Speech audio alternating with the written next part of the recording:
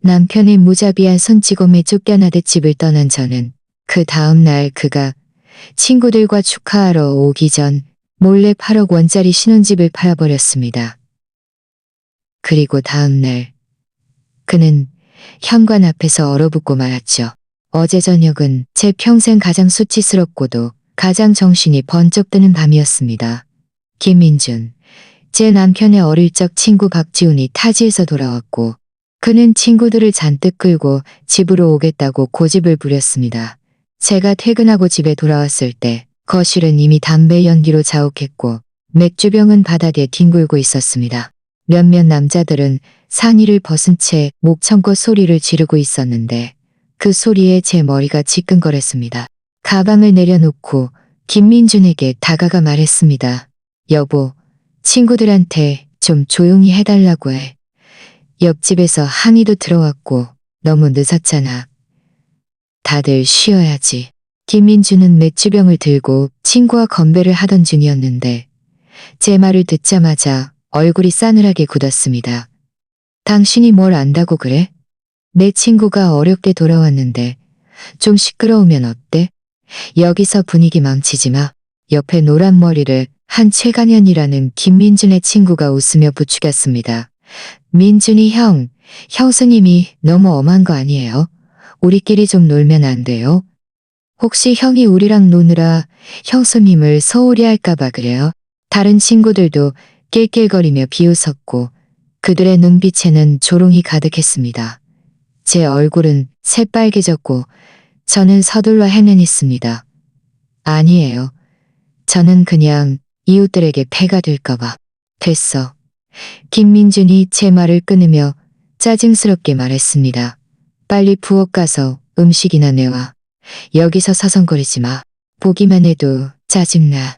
마음속으로 좀 서운했지만 저는 참아내고 부엌으로 향했습니다. 미리 갈비찜을 해두었고 몇 가지 술안주도 볶아놓았습니다. 친구들과 맛있게 먹고 즐거운 시간을 보내길 바랐는데 김민주는 저를 전혀 배려하지 않았습니다. 음식을 거실로 가져다 놓자 최간현이 또다시 부추겼습니다. 와, 형수님 음식 솜씨 좋으시네. 민준이 형, 복도 많다. 이렇게 돈도 잘 벌고 요리도 잘하는 형 모양처를 얻었으니 잘해줘야지. 김민주는 술을 한 모금 마시고 콧방귀를 뀌었습니다. 잘해주긴 뭘 잘해줘? 요즘 이서연이 점점 더 막 나가. 맨날 나를 감시하고 친구들이랑 술 한잔 마시는 것도 싫어하고 가끔은 대들기까지 해. 저는 옆에 서서 가슴이 찢어지는 듯한 고통을 느꼈습니다. 저는 회사에서 격리로 일하며 매달 김민준보다 더 많은 월급을 받습니다. 집안 살림 대부분은 제가 부담하고 있습니다. 그는 일도 제대로 안 하고 수시로 휴가를 내면서도 제가 잔소리가 많다고 불평합니다. 하지만 그게 다 우리 가정을 위한 일이 아니던가요? 최간현이 김민준의 어깨를 두드리며 웃었습니다. 민준이 형, 그건 참으면 안 돼. 여자는 길들여야 해. 안 그러면 머리 꼭대기까지 올라간다고. 내 아내가 나한테 그렇게 말대꾸하면 난 벌써 딱이 한 대 날려서 누가 집안의 가장인지 알려줬을 거야. 다른 친구들도 맞아, 민준이 형, 남자답게 좀 해. 라고 거들었습니다. 김민준은 그들의 말에 얼굴이 불그락불그락해졌습니다. 그는 저를 쳐다보았고 그 눈빛에는 섬뜩한 기운이 서려 있었습니다. 들었어. 앞으로 내 일에 참견하지 마. 안 그러면 가만두지 않을 테니까. 저는 그를 보며 화가 나고 서러웠습니다. 참지 못하고 말했습니다. 김민준, 내가 당신한테 잔소리하는 건 다 당신을 위한 거야. 당신이 제대로 일하고 맨날 술 마시러 다니지 않으면 내가 잔소리할 리 없잖아? 이 집안 책임이 나 혼자만의 책임이야. 뭐? 아직도 말대꾸를 해? 김민준이 벌떡 일어서며 눈을 부릅떴습니다. 최간현이 옆에서 불을 지폈습니다. 민준이 형 봐봐. 아직도 대들어. 참으면 안 돼요. 김민준은 술기운과 친구들의 부추김에 이성을 잃었습니다. 그는 손을 들어 제 얼굴에 짝소리가 나도록 세게 따귀를 떼었습니다. 그 순간 저는 얼어붙었고 거실은 순식간에 조용해졌습니다. 모두가 멍하니 아무 말도 하지 않았습니다. 저는 얼굴에 화끈거리는 통증을 느꼈고 눈물이 왈칵 쏟아졌습니다. 김민준도 잠시 멍했지만 자신이 정말 손을 댔다는 것을 예상치 못했던 것 같았습니다. 하지만 그는 곧 강경한 태도를 되찾고 문을 가리키며 소리쳤습니다. 당장 꺼져. 더 이상 당신 얼굴 보고 싶지 않아. 저는 화끈거리는 얼굴을 감싸쥐고 김민준을 바라보았습니다. 마음이 완전히 식어버렸습니다. 그가 저를 때린 것은 처음이었고 저 또한 그의 진짜 모습을 본 것은 처음이었습니다. 이전에는 그가 게으르고 발전 의지가 없었지만 한 번도 저에게 손을 댄 적은 없었습니다. 그런데 이제 친구들 앞에서 체면을 세우기 위해 저를 때리다니요. 저는 울지도 소란을 피우지도 않았습니다. 그저 조용히 그를 바라보며 말했습니다. 김민준, 내가 나가길 정말 원하는 거야? 김민준은 제 시선이 불편했는지 억지로 고개를 끄덕이며 말했습니다. 그래, 당장 나가. 여기서 눈에 거슬리지 말고. 저는 고개를 끄덕이고 소파 위에 있던 가방을 들고 문을 향해 한 걸음씩 걸어갔습니다. 문 앞에 다다랐을 때 저는 멈춰서서 그와 2년 동안 함께 살았던 이 집을 돌아보았습니다. 미련은 없었고 오직 실망감뿐이었습니다. 문을 열고 밖으로 나갔고 조용히 문을 닫았습니다. 문 밖 복도는 고요했습니다. 저는 벽에 기대어 참았던 눈물을 쏟아냈습니다. 얼굴의 통증은 여전했지만 마음의 통증이 훨씬 더 심했습니다. 휴대폰을 꺼내 엄마에게 전화하려 했지만 엄마가 걱정하실까봐 망설였습니다. 잠시 생각한 후 가장 친한 친구 정하은에게 전화를 걸었습니다. 하은은 제가 맞았다는 이야기를 듣자마자 당장 자기 집으로 오라고 했습니다. 택시를 타고 하은의 집으로 갔습니다. 하은은 제 얼굴의 손자국을 보고 너무나 마음 아파하며 제게 얼음찜질을 해주면서 김민준을 욕했습니다. 저는 얼음찜질을 하면서도 마음은 이상하리만큼 평온했습니다. 김민준이 저를 때린 그 순간부터 저와 김민준의 결혼 생활은 완전히 끝났다는 것을 알았습니다. 저는 그를 다시는 용서하지 않을 것이고 그 집으로 돌아가지도 않을 것입니다. 하지만 그 집, 문득 집을 살 때 대부분의 돈은 저희 부모님이 내셨고 등기부등본에는 제 이름만 적혀 있었다는 사실이 떠올랐습니다. 김민준은 그때 제 이름으로 등기하는 것이 안심된다고 말했었죠. 그런데 이제 와서 저보고 나가라고 하다니요. 마음속에서 어떤 생각이 천천히 피어올랐습니다. 이 집은 내 것이니 내가 처분할 권리가 있어. 김민준이 나에게 이렇게 대했으니 나도 그에게 어떤 정을 남길 필요가 없어. 얼음찜질을 하자 얼굴의 화끈거림은 서서히 가라앉았지만 마음속의 결심은 점점 더 분명해졌습니다. 이 집은 반드시 처분해야 해. 하은은 제가 한참 동안 아무 말 없이 휴대폰 화면만 멍하니 바라보고 있자 물었습니다. 무슨 생각해? 설마 아직도 그 망할 김민준 생각하는 건 아니지? 저는 고개를 저으며 휴대폰을 내려놓고 하은에게 말했습니다. 우리 신혼집 생각했어. 우리가 그 집 살 때 기억나? 하은은 잠시 생각하더니 말했습니다. 기억나지? 그때 너희 둘이 막 결혼 이야기 오갈 때였고 집 문제 때문에 네 부모님이랑 며칠을 이야기했었잖아. 갑자기 왜 그걸 물어봐? 저는 한숨을 쉬며 천천히 그 당시 집을 샀던 과정을 이야기했습니다. 그때 저와 김민준은 3년 동안 연애했고 양가 부모님 모두 이제 결혼할 때라고 생각했습니다. 가장 먼저 할 일은 집을 사는 것이었습니다. 김민준의 집안 형편은 좋지 않았습니다. 그의 부모님은 평범한 농부였고 평생 모은 돈이 겨우 1,300만 원 정도였습니다. 저희 부모님은 처음에는 좀 망설였습니다. 김민준의 직업이 불안정해서 제가 시집가서 고생할까봐 걱정하셨습니다. 하지만 그때 저는 김민준에게 푹 빠져 있었고 부모님께 매달렸습니다. 결국 부모님은 마음을 누그러뜨리셨고 김민준이 저에게 진심으로 잘해준다면 집 문제는 도와주겠다고 하셨습니다.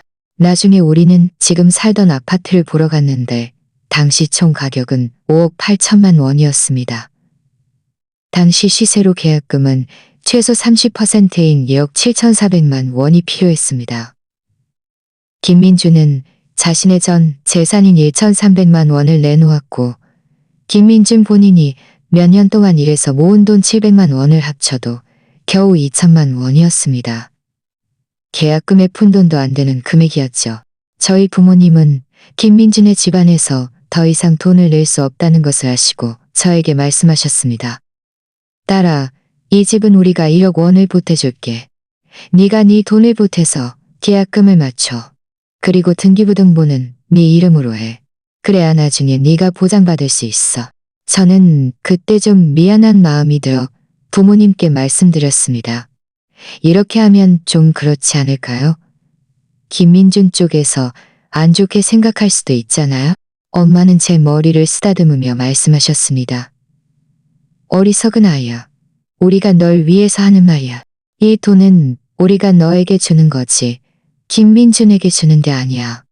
등기부등본이 네 이름으로 되어 있으면 나중에 무슨 일이 생겨도 네가 갈 곳이 없지는 않을 거야. 저는 부모님의 뜻을 김민준에게 말했습니다. 그런데 그는 아무런 이견도 없을 뿐더러 오히려 기뻐하며 저에게 말했습니다. 당신 이름으로 하는 게 좋지. 나는 원래 돈도 별로 없고 당신처럼 좋은 아내를 얻은 것도 감지덕지인데 이렇게 이해심 많은 장인, 장모님까지 계시다니 나는 이미 너무 만족스러워. 앞으로 이 집은 당신이 관리해줘.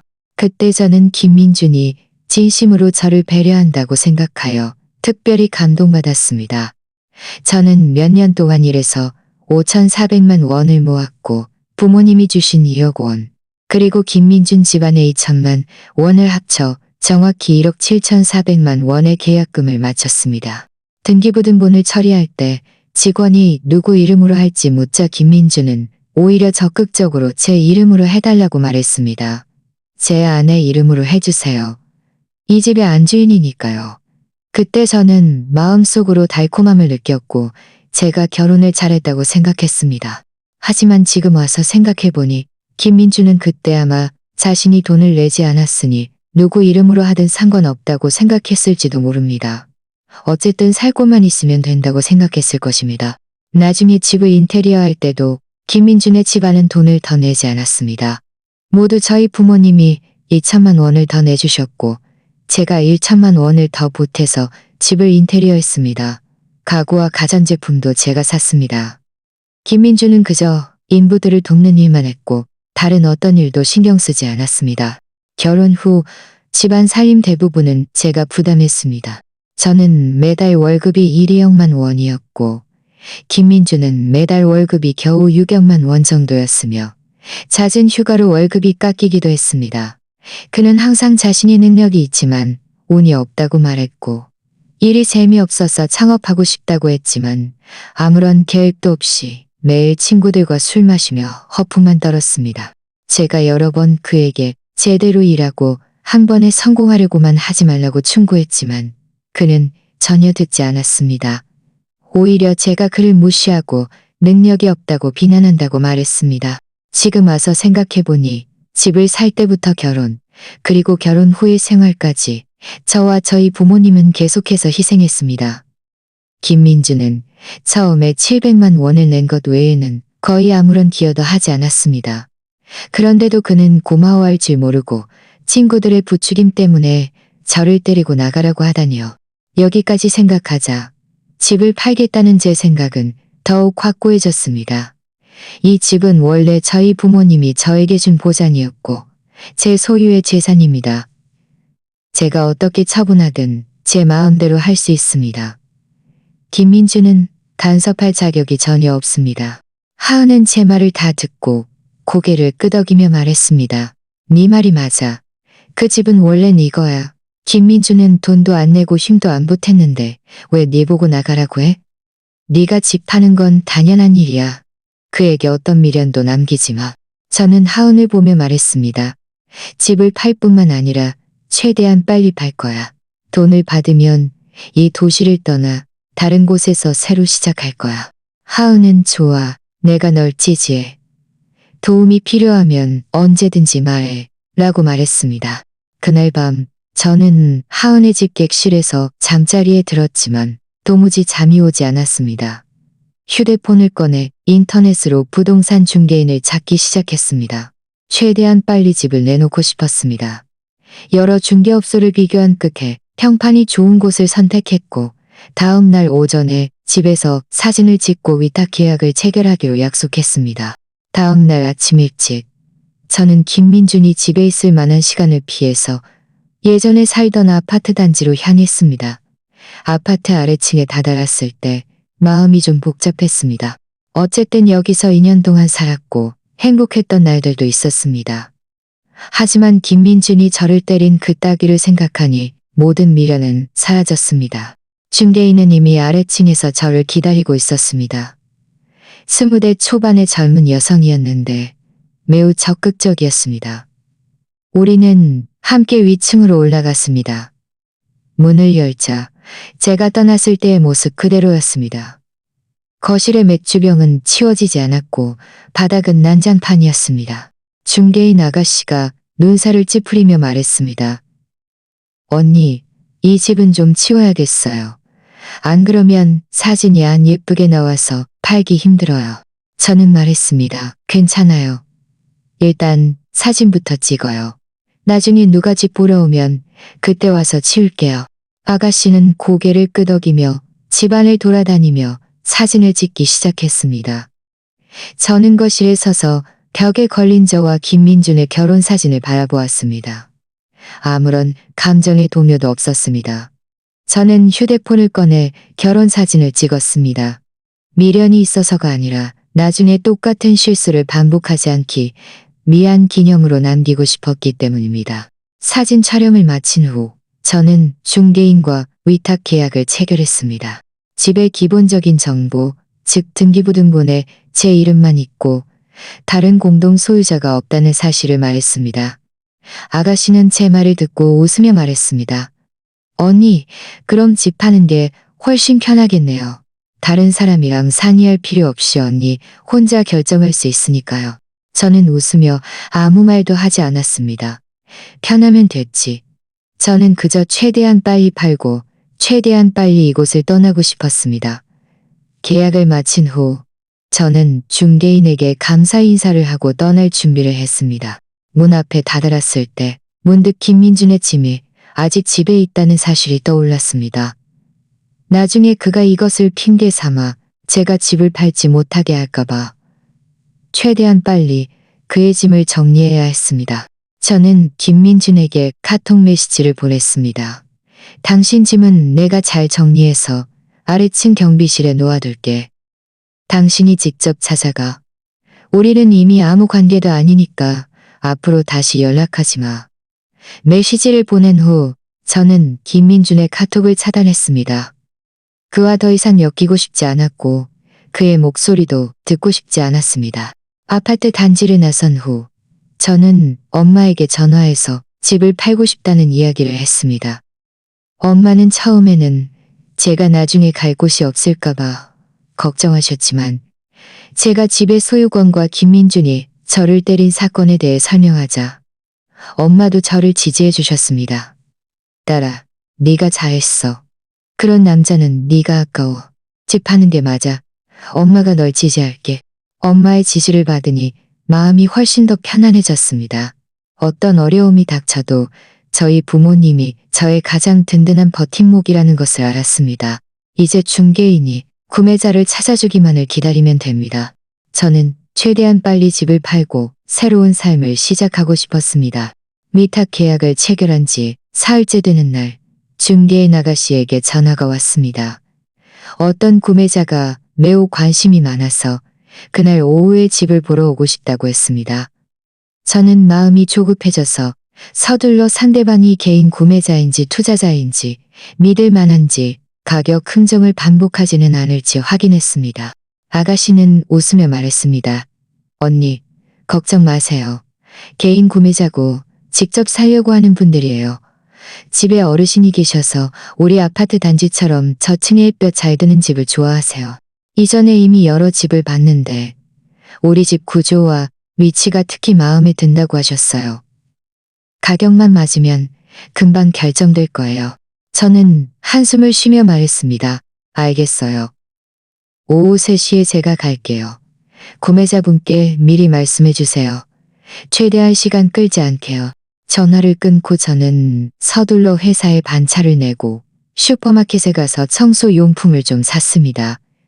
이전에 중개인에게 누가 집 보러 오면 치우겠다고 말했지만 집이 너무 지저분하면 아무래도 인상에 영향을 줄 것 같아서 간단하게라도 치워야 했습니다. 집에 도착했을 때 3시까지는 아직 20분 정도 남아 있었습니다. 문을 열자 술 냄새가 확 풍겨왔습니다. 바닥에 맥주병은 그대로 있었고 소파 위에는 김민준의 더러운 옷 몇 벌이 널려 있었습니다. 저는 눈살을 찌푸리며 서둘러 빗자루를 들고 바닥을 쓸고 물티슈로 테이블을 닦았습니다. 맥주병은 모두 쓰레기 봉투에 담아 아래층으로 가져다 버렸습니다.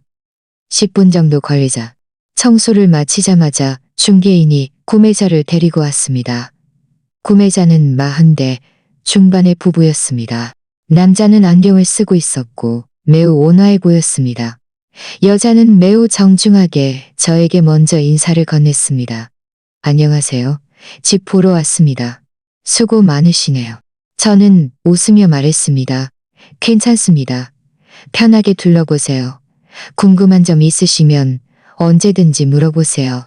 두 분은 집안을 한 바퀴 둘러보았습니다. 여자는 둘러보면서 남자에게 작은 소리로 속삭였습니다. 이 집 햇볕 정말 잘 들어. 거실도 충분히 넓고 어머니가 이사 오시면 분명 좋아하실 거야. 남자는 고개를 끄덕이며 저에게 물었습니다. 언니, 이 집 언니 소유 맞죠? 등기부등본에 언니 이름만 있는 건데 나중에 명의 이전할 때 문제 없을까요? 저는 서둘러 등기부등본 사본을 꺼내 보여드렸습니다. 걱정 마세요. 이 집은 제 개인 소유가 맞습니다. 다른 공동 소유자는 없습니다. 명의 이전할 때 저 혼자 오면 되니까 절대로 문제 없을 겁니다. 남자는 사본을 받아보더니 다시 물었습니다. 그럼 왜 집을 파시는 거예요? 집이 새로 지은 것 같고 살기도 편해 보이는데 저는 이미 대답할 말을 생각해 두었습니다. 웃으며 말했습니다. 저희 부모님이 타지에 계시는데 제가 그분들과 함께 살기를 원하세요. 이쪽에 있는 집은 아무도 살지 않으니 비워두는 것도 낭비라서 팔려고 하는 거예요. 두 분은 서로를 쳐다보았습니다. 여자가 다시 물었습니다. 그럼 가격은 좀 더 깎아주실 수 없을까요? 저희도 진심으로 살 생각이에요. 가격만 맞으면 오늘 바로 가계약할 수 있어요. 이전에 중개인과 협의한 호가는 8억 2천만 원이었습니다. 저는 8억 원에만 팔 수 있으면 좋겠다고 생각했습니다. 저는 잠시 생각한 후 말했습니다. 이 집 가격은 이미 매우 합리적입니다. 아시다시피 우리 아파트 단지의 평균 가격은 계속 오르고 있어요. 저는 급하게 팔아야 해서 이 가격으로 정한 겁니다. 그럼 이렇게 하죠. 제가 2천만 원 더 깎아드릴게요. 8억 원. 이게 제가 받아들일 수 있는 최저 가격입니다. 더 낮추면 정말 손해예요. 남자는 아내와 작은 소리로 몇 마디 상의하더니 저에게 말했습니다. 좋아요. 8억 원으로 하죠.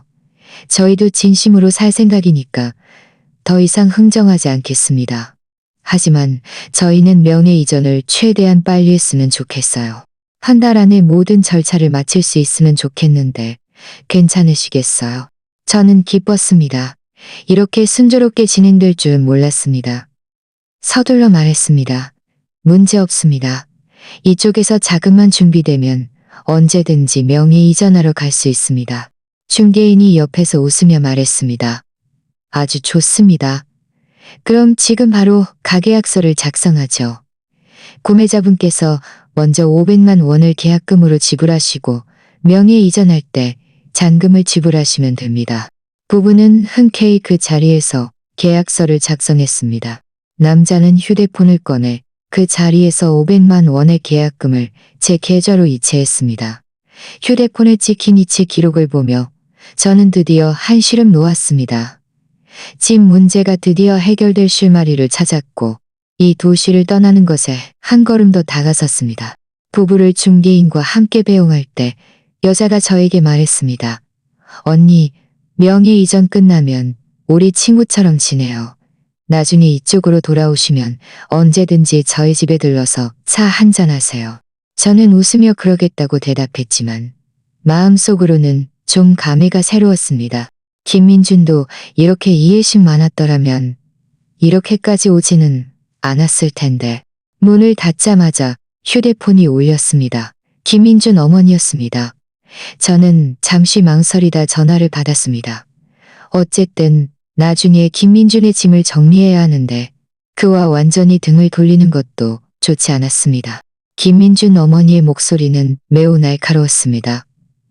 전화를 받자마자 물었습니다. 서연아, 너 민준이랑 무슨 일이 있었니? 어제 민준이가 나한테 네가 가출했다고 하더라. 이혼하자고도 했다며? 너희 둘이 대체 무슨 문제로 싸운 거야? 저는 심호흡을 하고 말했습니다. 어머님, 제가 이혼하자고 한 게 아니라 김민준이 저를 때리고 나가라고 했어요. 저는 지금 밖에 나와서 지내고 있어요. 김민준 짐 정리되는 대로 그에게 보내줄 거예요. 김민준 어머니는 제 말을 듣고 김민준을 나무라기는커녕 오히려 그를 두둔했습니다. 서연아, 민준이가 분명 순간적인 감정으로 그랬을 거야. 평소에 너한테 얼마나 잘해줬는데 설마 정말 너를 때렸겠니? 혹시 네가 싸우다가 실수로 부딪힌 거 아니야? 부부 사이에 싸우지 않는 경우가 어디 있니? 너무 마음에 담아두지 말고 빨리 집에 돌아와. 남들이 비웃게 하지 말고. 저는 마음속으로 비웃었습니다. 역시 제 자식은 감싸고도네요. 자기 아들이 사람을 때린 것을 실수로 부딪혔다고 말하다니. 저는 말했습니다. 어머님, 실수로 부딪힌 건지 아닌지는 제가 제일 잘 알아요. 김민준과는 이미 끝났으니 어머님도 더 이상 설득하지 마세요. 제가 그의 짐을 정리하는 대로 그에게 연락할게요. 말을 마친 후 저는 전화를 끊었습니다. 더 이상 그와 쓸데없는 이야기를 하고 싶지 않았습니다. 저녁에 저는 김민준의 짐을 모두 정리해서 큰 상자 2개에 담았습니다. 상자 안에 그의 옷, 신발, 그리고 그가 평소에 가장 좋아하던 게임기를 보면서 아무런 미련도 없었고 오직 쾌감감만 느꼈습니다. 아파트 경비실에 전화해서 문 앞에 상자 2개가 있으니 잠시 보관해달라고 말했습니다. 내일 김민준이 직접 찾아가라고요. 막 짐 정리를 마쳤는데 중개인에게 다시 전화가 왔습니다. 구매자 쪽에서 잔금을 준비했다고 하면서 내일 명의 이전을 할 수 있는지 물었습니다. 저는 서둘러 네, 할 수 있어요. 내일 오전 9시에 시청 민원실 앞에서 만나요. 라고 말했습니다. 전화를 끊고 침대에 누웠지만 뒤척이며 잠이 오지 않았습니다. 내일이면 명의 이전을 하고 잔금을 받을 수 있고 곧 이곳을 떠나 새로운 삶을 시작할 수 있다는 생각에 마음이 설렜습니다. 하지만 김민준이 저를 때린 그 따귀를 생각하니 마음이 또 불편해 생각하니 마음이 또 불편해 생각하니 마음이 또 불편했습니다. 어쨌든 3년 동안 함께했는데 사랑은 없었더라도 추억은 있었으니까요. 하지만 곧 저는 정신을 차렸습니다. 다음 날 아침 저는 특별히 차려입었습니다. 새로 산 원피스를 입고 화장도 했습니다. 최고의 모습으로 과거와 작별하고 싶었습니다. 시청 민원실에 도착했을 때 구매자는 이미 와 있었고 저에게 반갑게 인사를 건넸습니다. 명의 이전 절차는 생각보다 순조로웠습니다. 직원들은 서류를 확인하고 문제가 없음을 확인한 후 빠르게 절차를 마쳤습니다. 명의 이전 확인서를 받았을 때 구매자가 저에게 말했습니다. 언니, 앞으로 이 집은 저희 집이 될 거예요. 혹시 아직 안 가져간 물건 있으시면 언제든지 와서 가져가세요. 부담 갖지 마세요. 저는 웃으며 말했습니다. 감사합니다. 가져갈 건 다 가져갔어요. 앞으로 이 집은 잘 부탁드립니다. 시청 민원실을 나서자 햇살이 얼굴에 따뜻하게 쏟아졌습니다. 저는 휴대폰을 꺼내 엄마에게 전화했습니다. 엄마, 집 명의 이전 끝났어요. 구매자가 잔금도 다 입금했어요. 며칠 후에 엄마한테 갈게요. 엄마는 전화로 너무나 기뻐하며 말씀하셨습니다. 그래, 엄마가 네 방 잘 정리해둘게. 오면 우리 모녀가 이야기 많이 하자. 전화를 끊고 휴대폰에 찍힌 잔액을 보며 저는 마음속으로 한없이 편안함을 느꼈습니다. 오늘부터 제 인생은 새로운 페이지를 열 것이고 불행했던 과거는 모두 역사가 될 것이라는 것을 알았습니다. 하지만 김민준 쪽에서 곧 찾아올 줄은 예상치 못했습니다. 그는 아직 집이 팔린 것을 모르고 친구들에게 잘난 척하며 저를 단단히 혼내줘서 누가 집안의 가장인지 알려주겠다고 떠벌리고 있었습니다. 명의 이전이 끝난 다음 날 저는 하은의 집에서 며칠 후에 엄마에게 갈 준비를 하고 있었습니다. 옷을 정리해서 상자에 넣는데 갑자기 초인종이 울렸습니다. 하은이 문을 열고 나갔다가 이내 인상을 찌푸리며 돌아와 저에게 말했습니다. 서연아, 김민준 어머니가 왔는데 표정이 정말 안 좋아. 너 혹시 숨어 있을래? 저는 가슴이 철렁했습니다. 그가 여기까지 찾아올 줄은 몰랐습니다. 저는 심호흡을 하고 말했습니다. 숨는다고 해결될 일도 아니고 어차피 마주해야 할 일이야. 들어오시라고 해. 하은은 고개를 끄덕이고 문을 열어주러 갔습니다. 김민준 어머니는 문을 들어서자마자 사방을 둘러보며 불만스러운 눈빛을 보냈습니다. 마치 제가 하은의 집에서 지내는 것이 무슨 창피한 일이라도 되는 양말입니다. 그녀는 하은에게 인사도 없이 바로 제 앞에 와서 두 손을 허리에 얹고 큰 소리로 말했습니다. 서연아, 나한테 솔직히 말해봐. 너 혹시 집 팔았니? 저는 깜짝 놀랐습니다. 그가 어떻게 알았지? 설마 김민준이 그에게 말한 건가? 저는 겉으로는 태연한 척 말했습니다.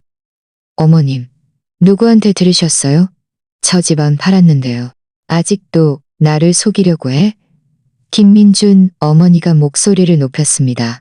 어제 김민준이 경비실 가서 짐 찾아올 때 경비원 아저씨가 그러더라.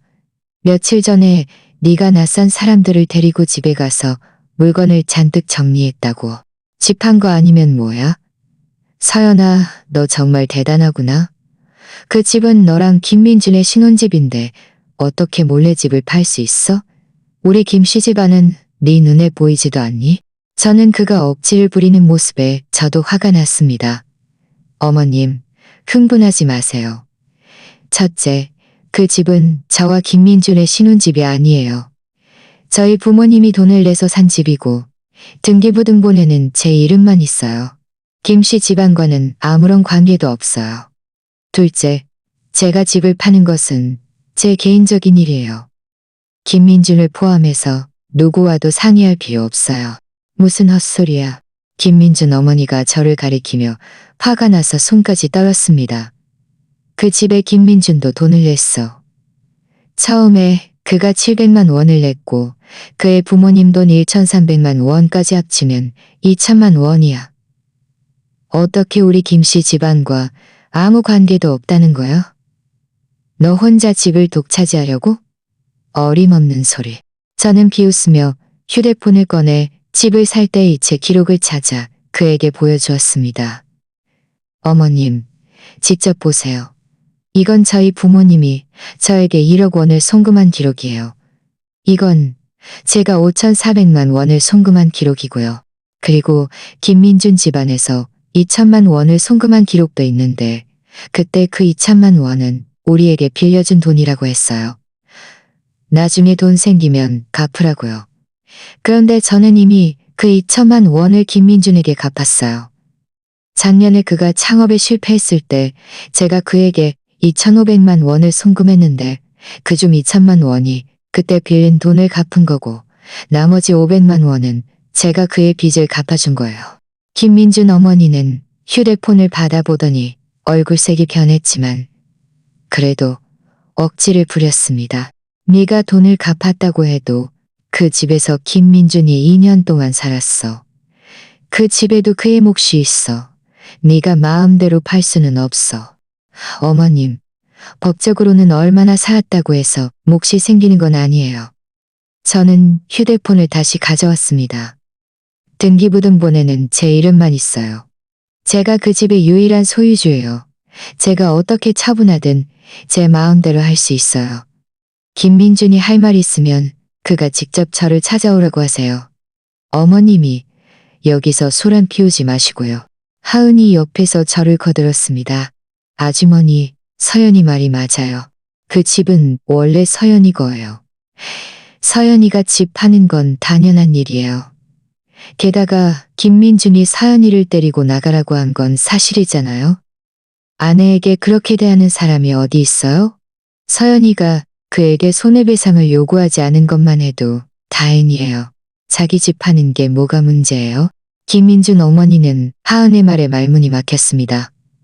한참 동안 멍하니 서 있다가 갑자기 울기 시작했습니다. 서연아, 아주머니가 부탁할게. 집 팔지 않으면 안 되겠니? 김민준이 지금 직업도 불안정한데 집까지 없어지면 나중에 어떻게 결혼하니? 아주머니 체면은 생각 안 해도 너랑 김민준이 3년 동안 사귄 적을 생각해서라도 한 번만 더 기회를 주면 안 되겠니? 그가 우는 모습을 보면서 저는 아무런 동정심도 느끼지 못했고 오직 반감만 들었습니다. 김민준이 저를 때릴 때는 왜 그를 말리지 않았을까요? 저는 말했습니다.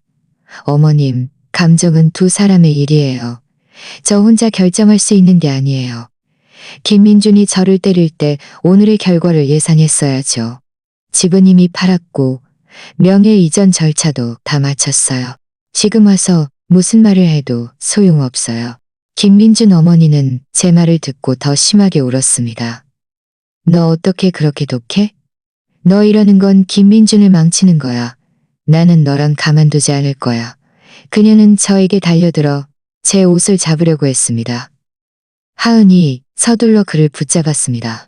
저는 일어서서 차갑게 말했습니다. 어머님, 여기서 계속 소란 피우시면 경찰에 신고할 거예요. 여긴 하은이 집이지. 어머님이 소란 피울 곳이 아니에요. 빨리 가세요. 우리에게 방해되지 마시고요. 김민준 어머니는 제 태도에 놀라서 잠시 멍했지만 이내 저를 노려보며 말했습니다. 좋아, 너 대단하다. 내가 김민준에게 너를 찾아가게 할 거야. 그때 가서 후회하지 마. 말을 마친 후 그녀는 하은의 손을 뿌리치고 화를 내며 나갔습니다. 김민준 어머니가 나간 후 하은은 한숨을 쉬며 말했습니다. 그 할머니 너무 억지스럽다. 다행히 네가 송금 기록이 있어서 망정이지. 안 그랬으면 정말 해명하기 힘들었을 거야. 저는 고개를 끄덕였지만 마음속으로는 좀 걱정되었습니다. 김민준 어머니가 분명 김민준에게 이 사실을 말할 것입니다. 김민준이 이 사실을 알면 무슨 짓을 할지 모르겠습니다. 저는 서둘러 짐을 싸서 최대한 빨리 이 도시를 떠나야 했습니다. 혹시라도 일이 길어질까 봐요. 그날 오후 저는 회사에 사직서를 제출했습니다.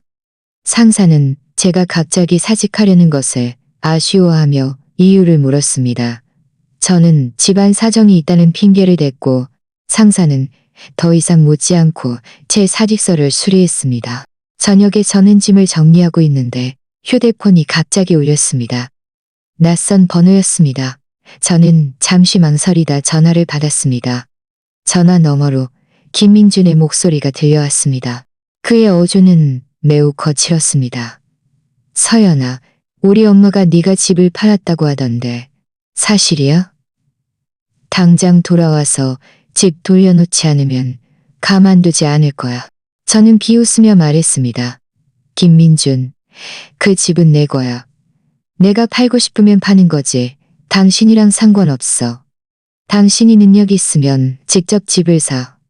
나한테 와서 소란 피우지 마. 그리고 그때 당신이 나를 때린 그 딱이 아직 계산 안 끝났어. 다시는 나를 찾아오지 마. 안 그러면 당신이 어떤 사람인지 모두에게 알려주는 걸 꺼리지 않을 테니까. 김민준은 전화로 소리쳤습니다. 서연아, 너 나한테 두고 봐. 내일 당장 너를 찾아갈 거야.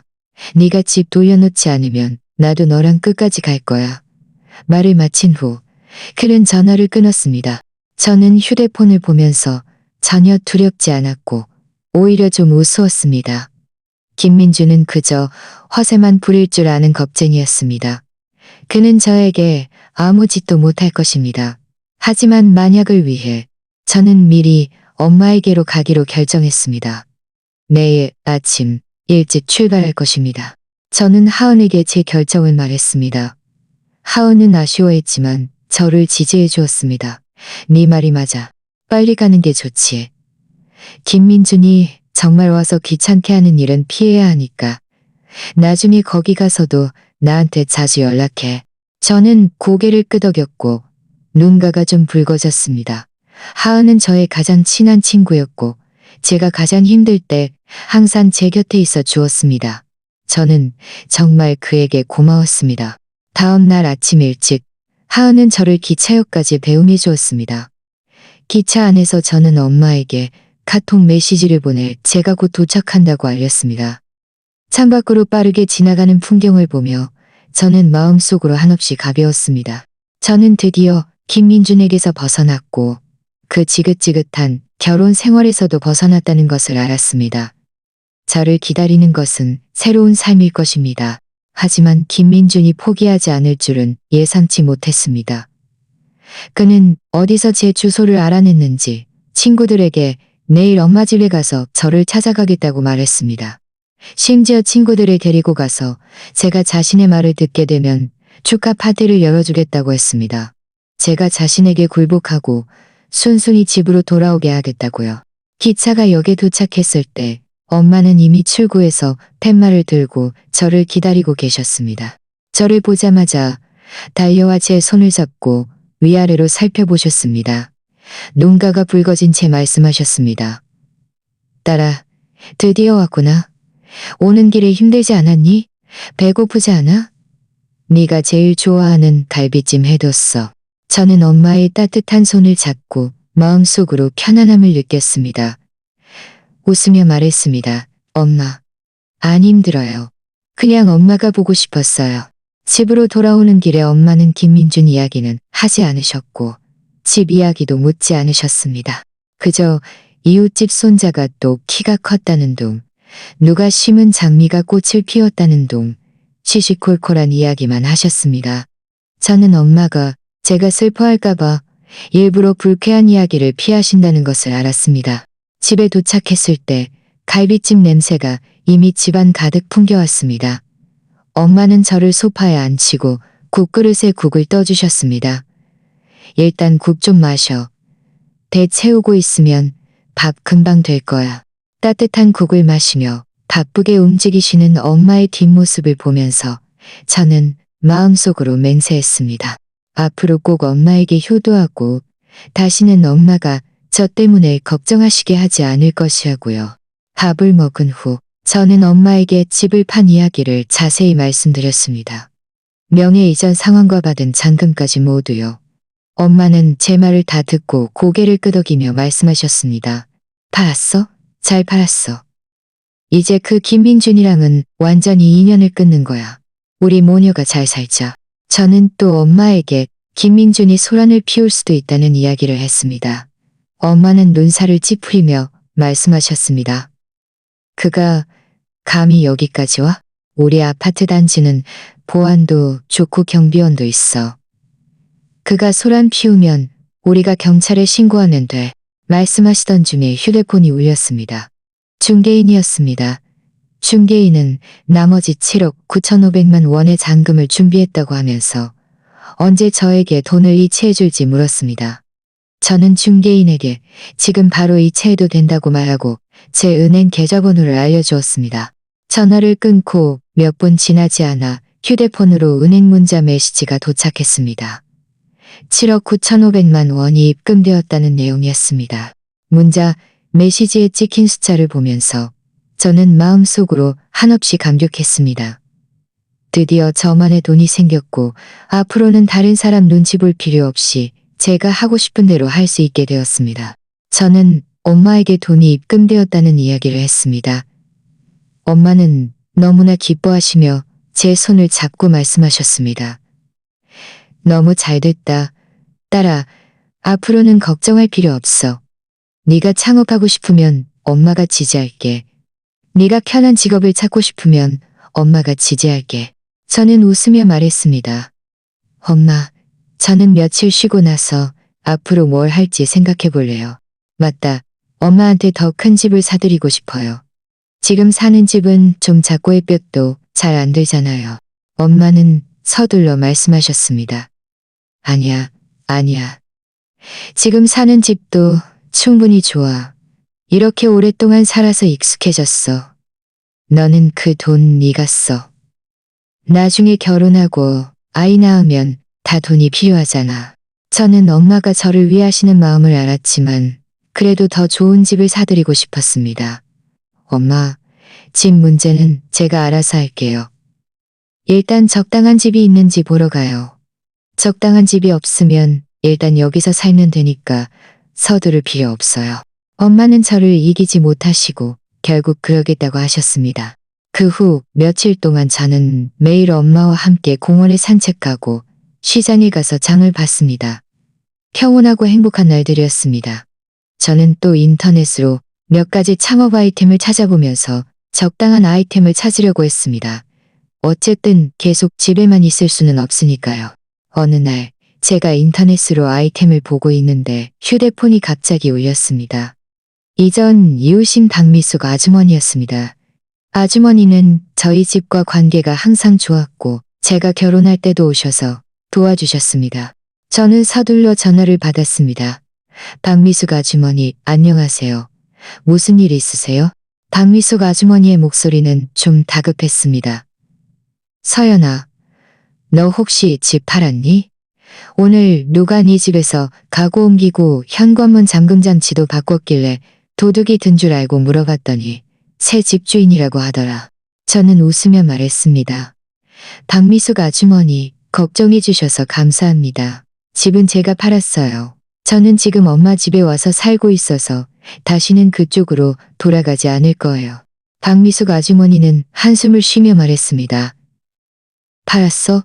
잘 팔았어. 그 김민주는 못된 놈이야. 네가 그와 이혼한 건 잘한 일이야. 맞다. 김민준이 어제도 아파트 단지에 왔었어.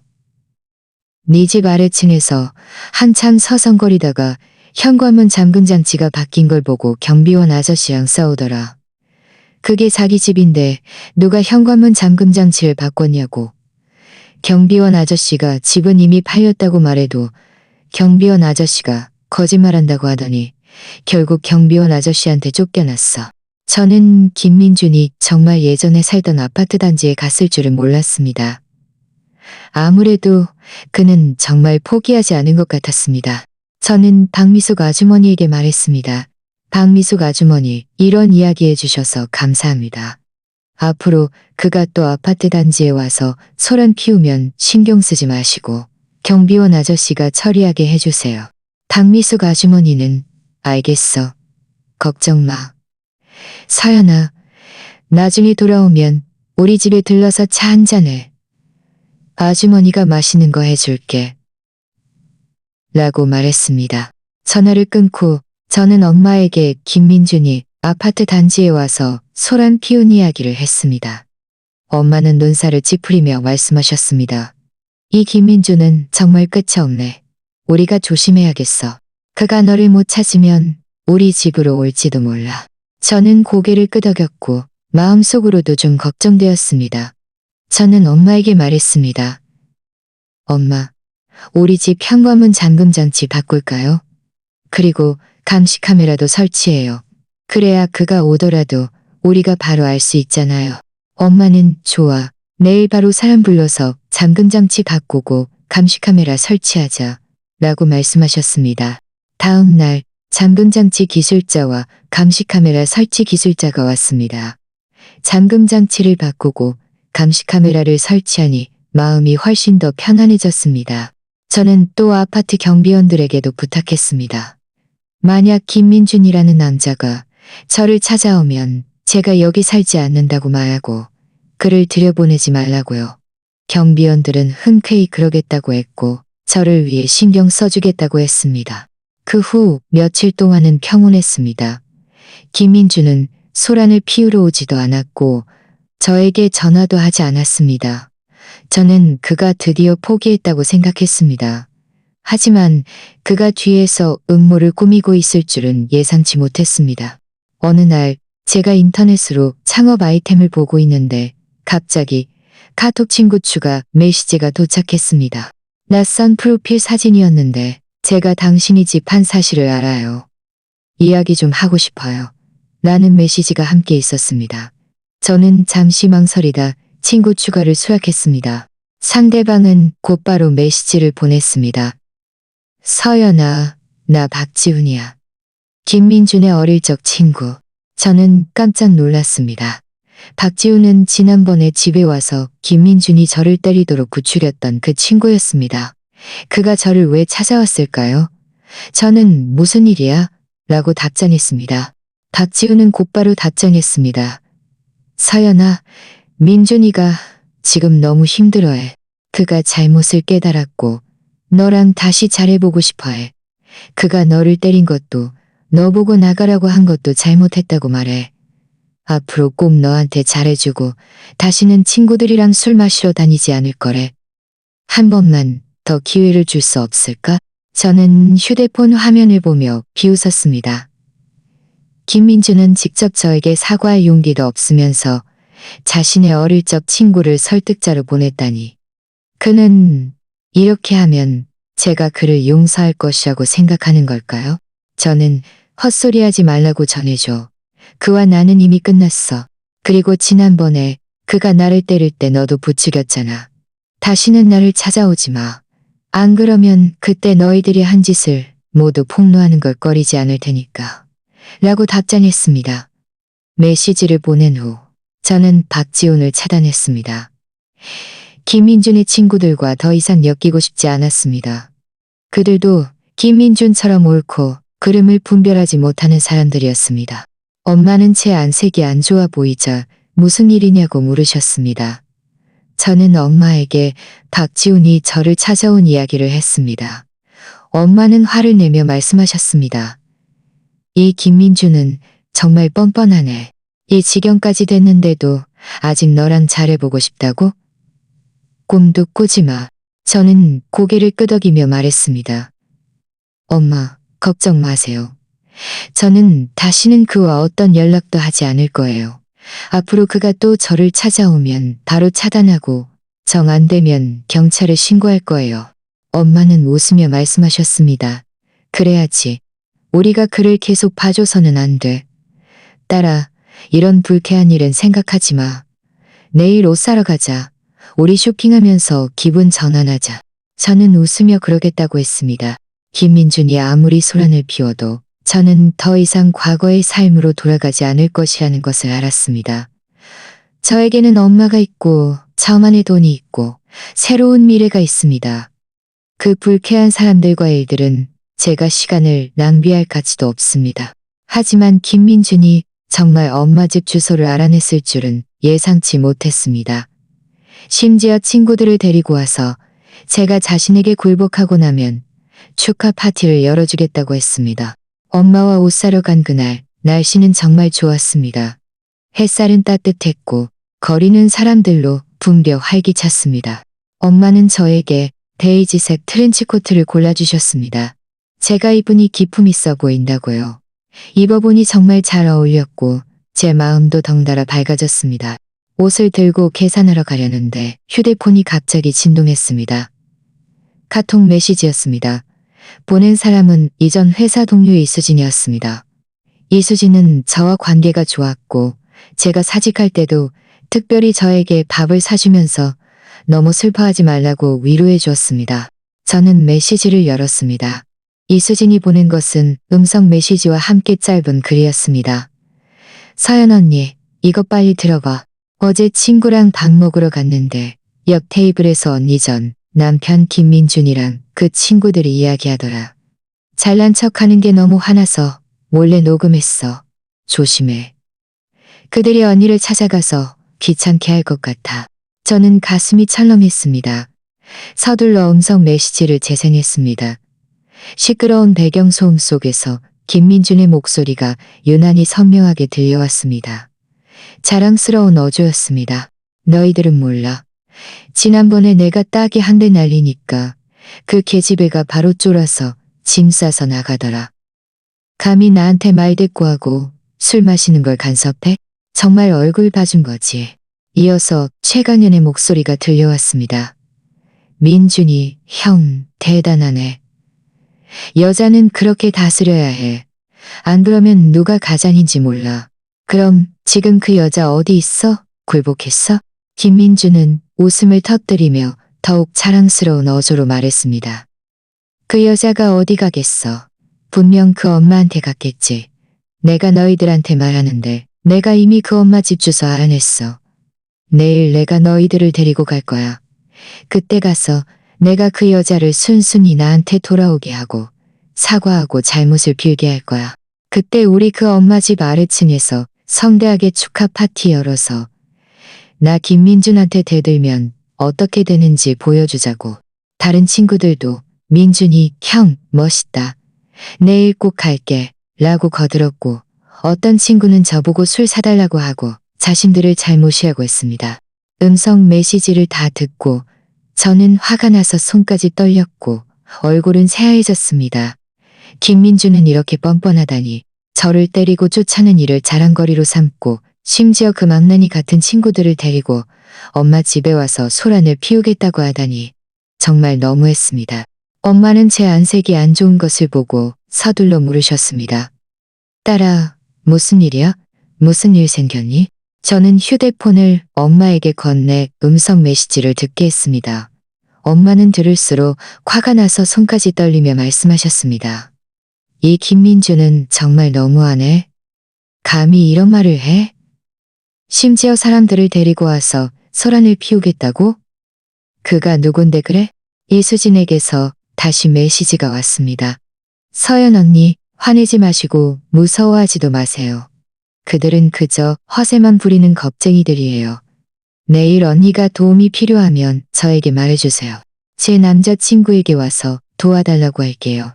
저는 서둘러 답장했습니다. 수진아 고마워. 남자친구분까지 번거롭게 할 필요 없어. 내가 알아서 할게. 걱정 마. 휴대폰을 끊고 엄마는 제 손을 잡고 걱정스럽게 말씀하셨습니다. 딸아, 내일 우리 그냥 피해서 나가는 게 어때? 그들이 정말 와서 소란 피우면 너한테 안 좋을 것 같아. 저는 고개를 저으며 말했습니다. 엄마, 우리는 숨을 필요 없어요. 잠시 피할 수는 있어도 영원히 피할 수는 없어요. 그가 감히 오면 우리는 당당하게 맞서면 돼요. 게다가 우리는 정당하고 그가 소란 피우면 우리는 경찰에 신고해서 경찰이 처리하게 하면 돼요. 엄마는 그래도 좀 걱정하셨습니다. 하지만 그들이 수가 많잖아. 만약 몸싸움이라도 하면 어떡해. 저는 웃으며 말했습니다. 엄마, 우리 아파트 단지에 경비원 아저씨 계시다는 거 잊었어요? 우리가 미리 경비원 아저씨한테 말해서 더 신경 써달라고 하면 돼요. 게다가 저 감시 카메라도 설치했잖아요. 그들이 소란 피우면 감시 카메라에 다 찍힐 거고 그때는 그게 증거가 될 거예요. 엄마는 잠시 생각하더니 고개를 끄덕이셨습니다. 네 말이 맞아. 우리가 그를 무서워해서는 안 돼. 그럼 지금 바로 경비원 아저씨한테 가서 말하고 집안 문이랑 창문 다 확인해서 안전하게 해두자. 우리는 서둘러 계산을 마치고 집으로 돌아갔습니다. 아파트 단지에 도착해서 저는 바로 경비실로 가서 왕경비 반장님을 찾아갔습니다. 왕 반장님은 50대 중반의 아저씨였는데 정말 좋은 분이었습니다. 예전에 제가 김민준 이야기를 했을 때도 신경 써주겠다고 말씀하셨습니다. 저는 김민준이 친구들을 데리고 와서 소란을 피우겠다고 한 이야기를 왕 반장님께 말씀드렸고 그 음성 메시지도 들려드렸습니다. 왕 반장님은 다 듣고 화가 나서 테이블을 쳤습니다. 이 젊은이가 너무하네. 아내를 때리는 것도 모자라 사람들을 데리고 와서 소란을 피우겠다고? 정말 겁도 없네. 서연 씨, 걱정 마세요. 내일 제가 동료들한테 순찰 더 돌라고 할게요. 그들이 감이 오면 제가 바로 막을 겁니다. 저는 연신 감사 인사를 했습니다. 왕 반장님, 정말 감사합니다. 번거롭게 해드려서 죄송해요. 왕 반장님은 웃으며 말했습니다. 괜찮아요. 이건 저희가 마땅히 해야 할 일이에요. 입주민의 안전을 보호하는 것이 저희 임무입니다. 경비실을 나오자 마음속으로 편안함을 느꼈습니다. 집에 돌아와서 엄마와 함께 문과 창문을 확인하고 창문을 모두 잠갔습니다. 감시 카메라도 한 번 더 확인해서 정상적으로 녹화되는지 확인했습니다. 저녁에 엄마는 제가 가장 좋아하는 탕수육과 갈비찜을 해주셨지만 저는 식욕이 없었습니다. 엄마는 저를 보며 말씀하셨습니다. 딸아, 너무 많이 생각하지 마. 좀 먹어두어야 내일 그들과 맞설 힘이 생기지. 저는 고개를 끄덕이고 젓가락을 들어 갈비찜을 몇 조각 먹었습니다. 갈비찜은 여전히 예전 맛이었지만 저는 예전처럼 맛있게 느껴지지 않았습니다. 저는 계속 생각했습니다. 내일 김민준이 오면 어떤 모습일까? 제가 그를 전혀 무서워하지 않는 것을 보면 화를 낼까? 그가 정말 소란을 피우면 어떻게 대처해야 할까? 엄마는 제 마음을 아시는 듯 말씀하셨습니다. 딸아, 걱정 마.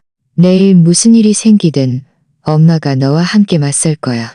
우리는 남에게 피해 주지 않지만 그렇다고 무서워하지도 않아. 저는 엄마를 보며 마음속으로 따뜻함을 느꼈습니다.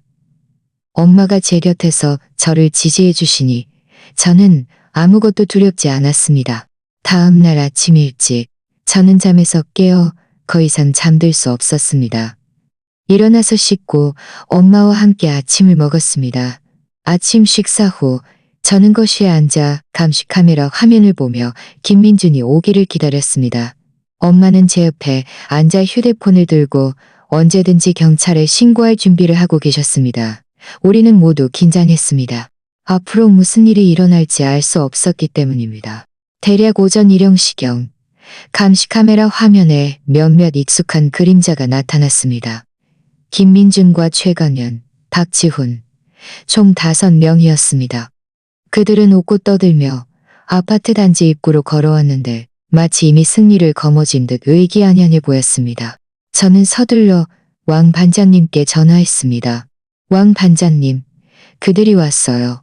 아파트 단지 입구에 있어요. 왕 반장님은 알겠습니다. 지금 바로 갈게요. 라고 말했습니다. 저와 엄마는 서둘러 창가로 가서 아파트 단지 입구 상황을 몰래 훔쳐보았습니다. 왕 반장님이 경비원 2명을 데리고 김민준 일행에게 빠르게 다가가 그들을 막았습니다. 김민준은 왕 반장님을 보고 잠시 멍했지만 이내 웃으며 말했습니다.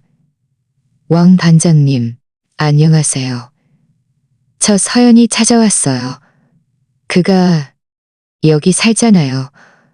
저희 좀 들여보내주세요.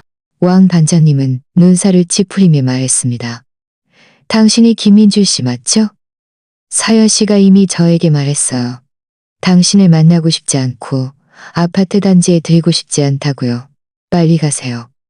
여기서 소란 피우지 마시고요. 김민준의 얼굴색이 순식간에 변했습니다. 왕 반장님, 이건 저와 제 아내의 일이에요. 당신이랑 상관없으니 비켜주세요. 쓸데없이 참견하지 마시고요. 최강현도 거들었습니다. 맞아요. 우리가 서연이 찾는 거랑 당신이랑 무슨 상관이야? 빨리 비켜. 안 그러면 가만두지 않을 거야. 왕 반장님은 그들을 전혀 두려워하지 않았습니다. 제가 말하는데 여긴 우리 아파트 단지예요. 저는 경비 반장이고 입주민의 안전을 보호하는 것이 제 임무입니다. 당신들이 계속 안 가면 제가 경찰에 신고할 겁니다. 김민준은 얼굴이 빨개졌고 왕 반장님과 계속 말싸움을 했습니다. 하지만 왕 반장님은 이미 휴대폰을 꺼내 경찰에 신고하려는 신용을 했습니다. 김민준의 친구들은 왕 반장님이 진심으로 행동하는 것을 보고 모두 좀 겁을 먹었습니다. 연신 김민준을 잡아 끌며 말했습니다. 민준이 형, 됐어요. 그냥 가자. 정말 경찰이 오면 어떡해. 김민준은 왕 반장님을 노려보고 아파트 단지 안을 훑어보며 마치 저의 그림자를 찾는 듯 했습니다. 그는 이를 악물고 말했습니다. 좋아, 간다. 하지만 이거 안 끝났어. 말을 마친 후 그는 친구들과 욕설을 퍼부으며 돌아갔습니다. 저와 엄마는 그들이 가는 것을 보고 안도의 한숨을 쉬었습니다. 엄마는 가슴을 쓸어내리며 말씀하셨습니다. 너무 잘됐다. 드디어 갔어. 왕 반장님 정말 최고다. 저는 웃으며 말했습니다. 네, 왕 반장님 덕분이에요. 하지만 김민준이 이렇게 쉽게 포기하지 않을 것 같아요. 분명 다시 올 거예요. 과연 얼마 지나지 않아 제 휴대폰이 울렸습니다. 낯선 번호였습니다. 저는 잠시 망설이다 전화를 받았습니다. 전화 너머로 김민준의 분노에 찬 목소리가 들려왔습니다. 서연아, 네가 경비원한테 무슨 말 했어? 왜 우리를 아파트 단지에 못 들어오게 해? 당장 나와. 안 그러면 네가 나올 때까지 아파트 단지 입구에서 계속 기다릴 거야. 저는 비웃으며 말했습니다. 김민준, 나랑 당신은 이미 아무 관계도 아니야. 당신을 만나고 싶지도 않고 당신을 아파트 단지에 들이고 싶지도 않아. 당신이 아파트 단지 입구에서 기다리고 싶으면 기다려. 하지만 소란 피우면 경찰에 신고할 거야. 말을 마친 후 저는 전화를 끊고 그 번호를 차단했습니다. 엄마는 저를 보며 말씀하셨습니다. 딸아, 그가 정말 계속 아파트 단지 입구에서 기다리면 어떡하니? 저는 웃으며 말했습니다. 엄마, 걱정 마세요. 그는 그냥 저를 겁주려는 거예요. 그가 정말 계속 기다리면 우리가 경찰에 신고해서 스토킹으로 신고하면 돼요. 그럼 경찰이 오면 그는 분명 겁먹을 거예요. 과연 30분도 지나지 않아 왕 반장님에게 전화가 왔습니다. 김민준과 그의 친구들이 이미 돌아갔다고 하면서 앞으로는 더 신경 써서 그들이 다시 아파트 단지에 와서 소란 피우지 못하게 하겠다고 말씀하셨습니다. 저는 마음속으로 한시름 놓았습니다. 하지만 김민준이 이렇게 포기하지 않을 것이라는 것을 알았습니다. 그는 아직 집이 팔린 것을 모르고 제가 그저 그와 토라진 것이라고 생각하고 있었습니다. 그가 집이 이미 팔려서 다시는 돌아갈 수 없다는 것을 알면 어떤 반응을 보일지 모르겠습니다. 저는 엄마에게 말했습니다. 엄마, 김민준 이야기는 그만해요. 오후에 우리 집 보러 갈까요? 이전에 엄마한테 더 큰 집을 사드리고 싶다고 했잖아요. 오늘 보러 가요. 엄마는 웃으며 말씀하셨습니다. 그래, 보러 가자. 어쩌면 좋은 집을 찾을 수도 있지. 오후에 저와 엄마는 몇 군데 부동산 중개업소를 가서 여러 집을 보았습니다. 그중 한 곳은 방 3개짜리였는데 햇볕이 특히 잘 들고 인테리어도 매우 새 것 같았습니다. 제가 평소에 가는 공원과도 가까웠고요. 엄마가 특히 마음에 들어 하셨습니다. 중개인이 우리에게 이 집의 총 가격은 3억 5천만 원이고 우리가 진심으로 살 생각이라면 좀 더 싸게 해줄 수 있다고 말했습니다. 저는 엄마와 상의한 후 이 집을 사기로 결정했습니다. 저는 그 자리에서 중개인과 가계약서를 작성하고 1천만 원의 계약금을 지불했습니다. 다음 주에 명예이전 절차를 밟기로 약속했습니다. 엄마는 집을 보며 활짝 웃으셨습니다. 딸아, 이제 우리 드디어 넓은 집에 살게 됐네. 엄마 너무 기쁘다. 저는 웃으며 말했습니다. 엄마, 이건 다 엄마가 받아 마땅한 거예요.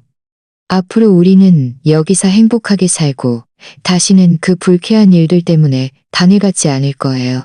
하지만 김민준이 포기하지 않을 줄은 예상치 못했습니다. 그는 어디서 제가 집을 보러 다닌다는 이야기를 들었는지 저에게 문자, 메시지를 보냈습니다. 제가 집 판 돈의 절반은 자신의 것이라며 4억 원을 주지 않으면 법원에 고소하겠다고 했습니다. 문자 메시지를 보며 저는 비웃었습니다. 그는 정말 자신이 대단한 사람이라고 생각하는군요. 제가 그가 고소하는 것을 두려워할 것이라고 생각하다니. 저는 집이 제 개인 소유라는 것을 증명할 충분한 증거를 가지고 있습니다. 그가 법원에 고소해도 저를 이길 수 없을 것입니다. 저는 그의 문자 메시지에 답장하지 않고 바로 그의 번호를 차단했습니다. 이런 사람과 한마디 더 이야기하는 것은 시간 낭비라는 것을 알았습니다. 저는 지금 그저 엄마와 함께 새 집을 잘 인테리어하고 새로운 삶을 시작하고 싶었습니다. 새집 가계약서를 작성한 다음 날, 저는 엄마와 함께 새 집에서 치수를 재며 인테리어 계획을 세우고 있는데 휴대폰이 갑자기 울렸습니다. 이전 이웃 박미숙 아주머니였습니다. 그녀의 목소리에는 약간의 다급함이 섞여 있었습니다. 서연아, 너 빨리 네가 이전에 살던 그 집 봐봐. 김민준이 여러 명 데리고 네 집 아래층에서 싸우고 있어. 문을 부수겠다고도 하더라. 새 집주인도 나와서 그와 말싸움하고 있어. 저는 가슴이 철렁했습니다. 김민준은 엄마 집을 못 찾으니까 다시 예전 아파트 단지로 돌아간 모양입니다. 저는 서둘러 엄마에게 말했습니다. 엄마, 김민준이 예전 집에서 소란 피우고 있어요. 새 집주인까지 휘말렸어요. 제가 빨리 가서 봐야겠어요. 엄마도 다급해지셨습니다. 나도 너랑 같이 갈래. 만약 그가 손이라도 대면 여러 사람이 도와주는 게 낫잖아. 우리는 서둘러 인테리어 업자에게 인사하고 예전 아파트 단지로 달려갔습니다. 가는 길에 저는 새 집주인 최지혜 씨에게 전화해서 먼저 사과했습니다. 지혜 씨, 정말 죄송합니다. 제가 피해를 끼쳐드렸네요. 김민주는 제 전 남편인데 집이 이미 팔린 것을 몰랐어요. 그를 너무 신경 쓰지 마세요. 저희가 곧 도착할 거야. 최지혜 씨의 목소리는 의외로 차분했습니다. 괜찮아요, 서연 씨. 너무 걱정하지 마세요. 그는 그냥 아래층에서 소리만 지를 뿐 문을 부수지는 못했어요. 제 남편이 이미 내려가서 그에게 이야기하고 있어요. 계속 소란 피우면 이웃들에게 폐가 될까봐 걱정돼서요. 전화를 끊고 저는 마음이 조금 놓였습니다. 하지만 그래도 김민준이 지나친 행동을 할까봐 걱정되었습니다. 아파트 단지 아래층에 도착했을 때 이미 많은 이웃들이 모여서 손가락질하며 수군거리고 있었습니다.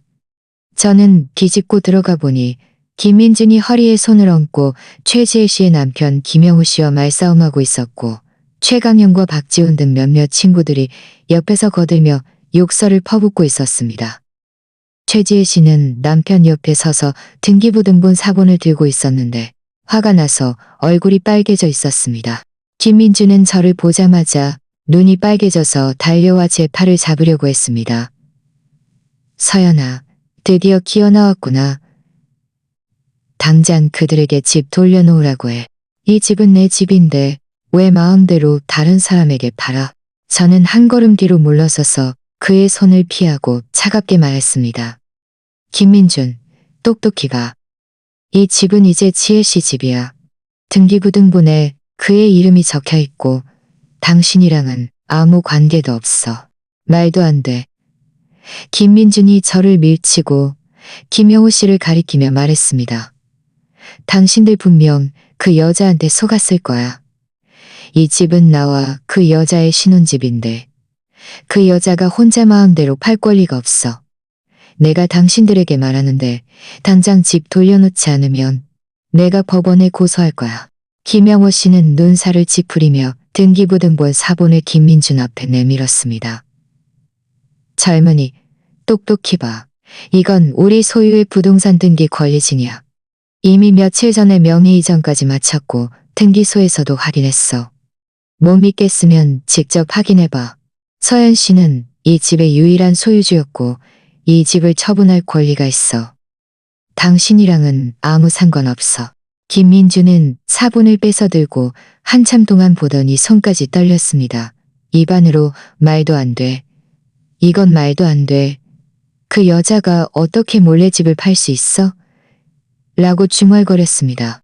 최강현이 다가와 보더니 좀 당황했습니다. 김민준을 잡아 끌며 말했습니다. 민준이 형, 여기 분명 다른 사람 이름이 적혀 있어. 우리 일단 가자. 뭘 가.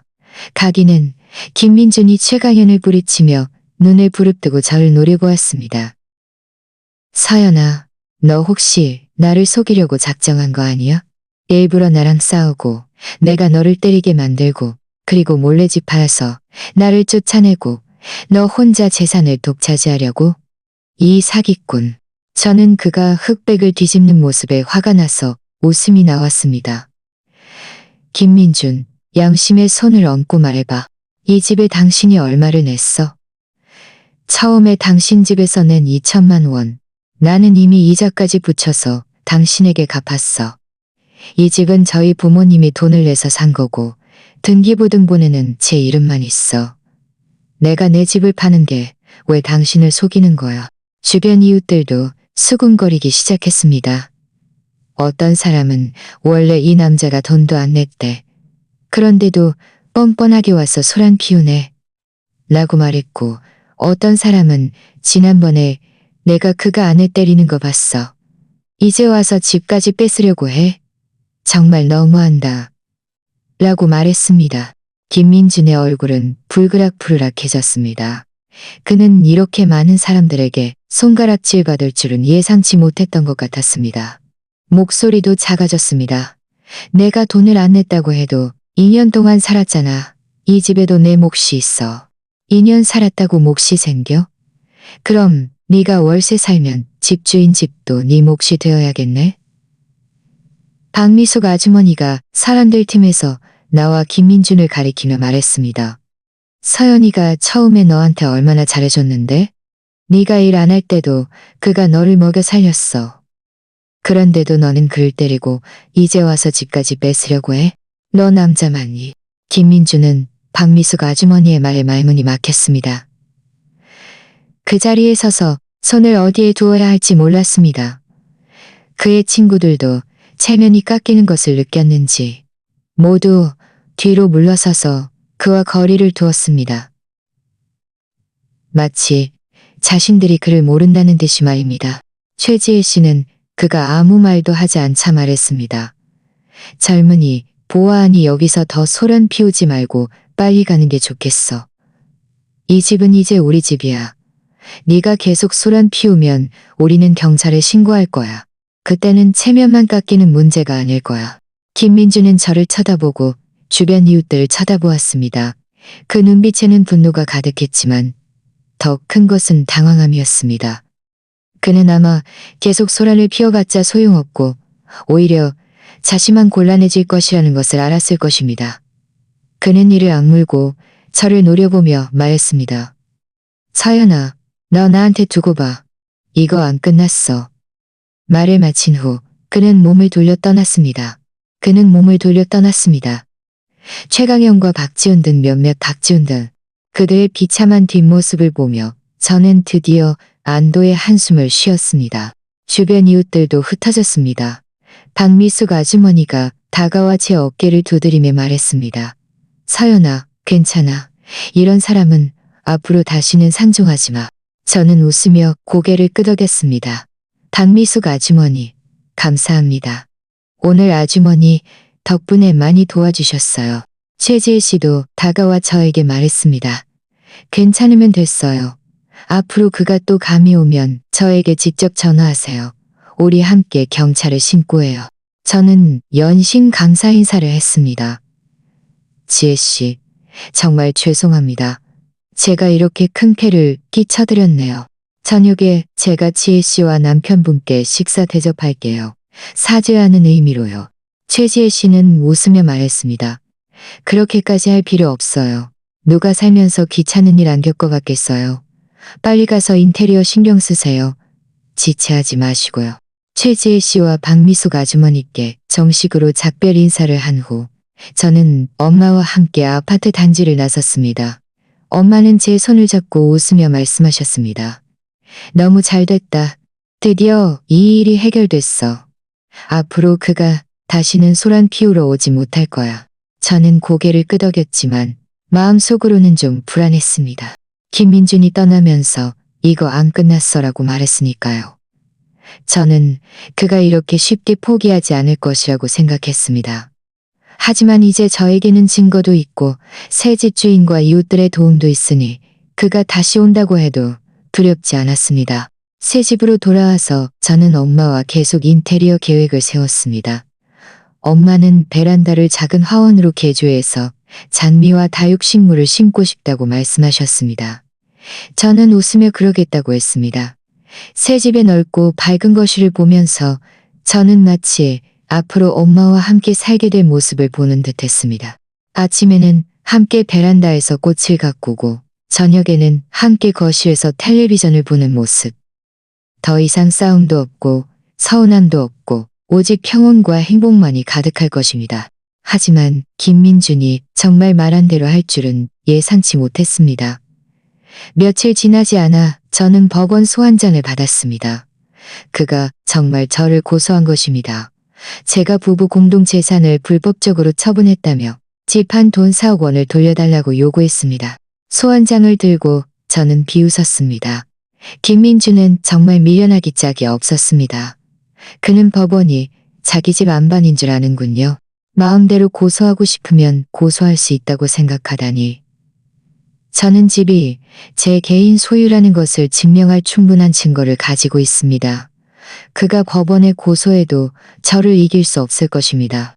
저는 엄마에게 소환장을 보여드렸습니다. 엄마는 처음에는 좀 걱정하셨지만 제가 자신감 있는 모습을 보이자 안심하셨습니다. 딸아, 걱정 마. 우리는 정당하고 판사님도 분명 우리 편을 들어주실 거야. 변호사를 찾아야 한다면 엄마가 돈을 대줄게. 저는 웃으며 말했습니다.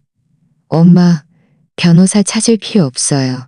제가 직접 대처할 수 있어요.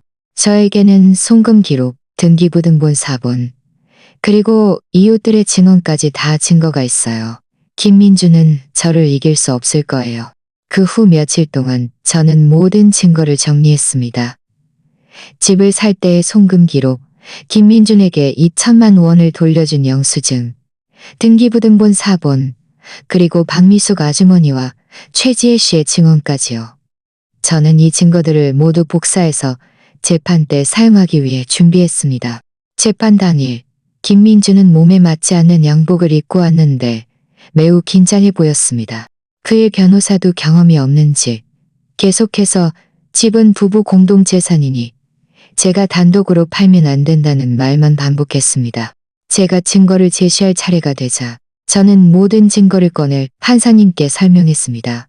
판사님은 제 증거를 보시고 김민준에게 몇 가지 질문을 하셨습니다.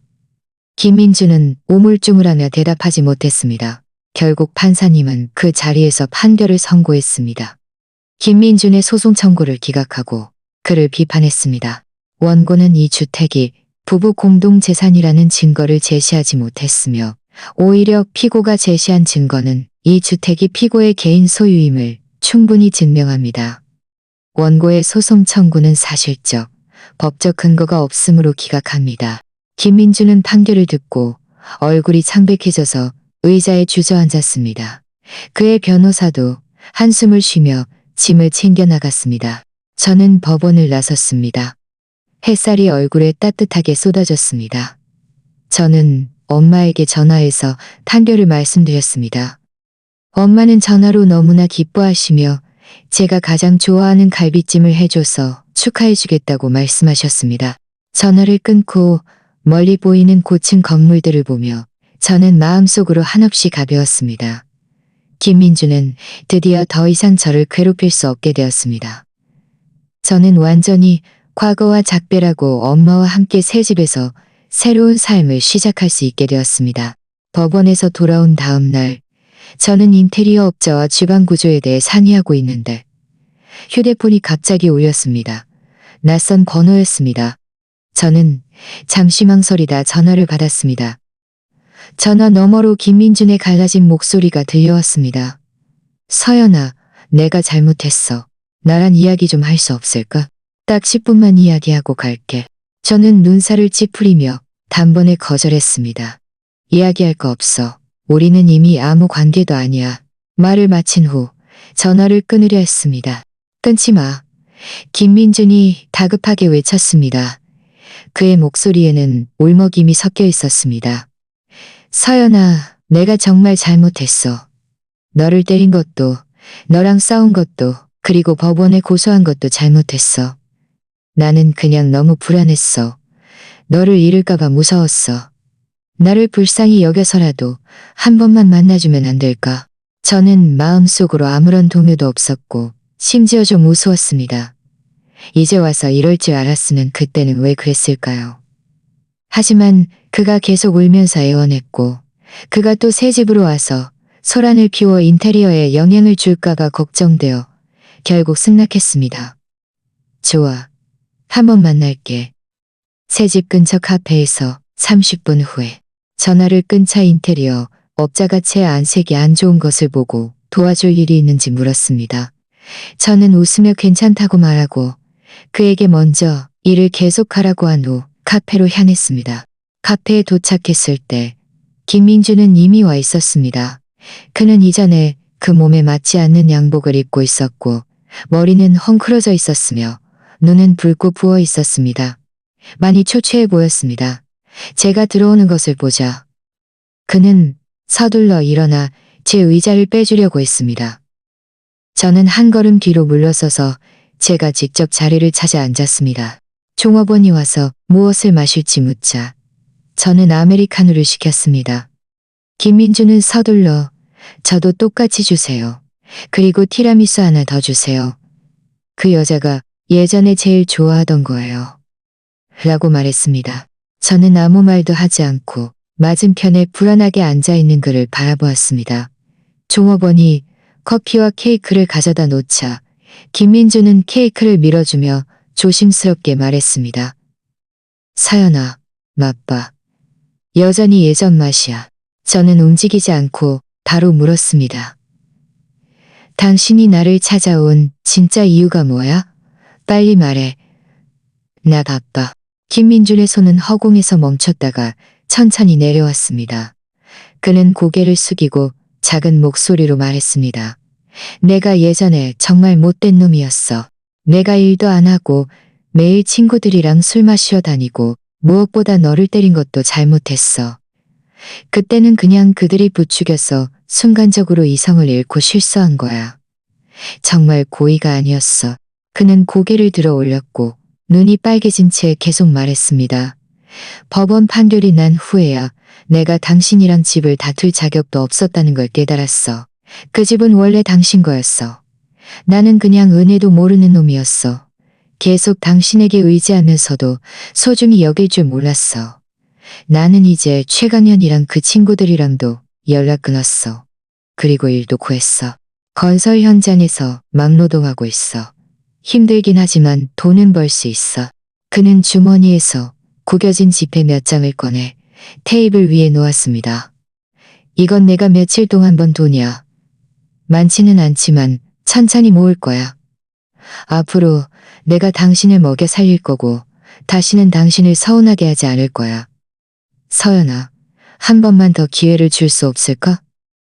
우리 다시 시작하면 안 될까? 테이블 위에 놓인 그 몇 장의 잔돈을 보면서 저는 마음속으로 더욱 비웃음이 나왔습니다.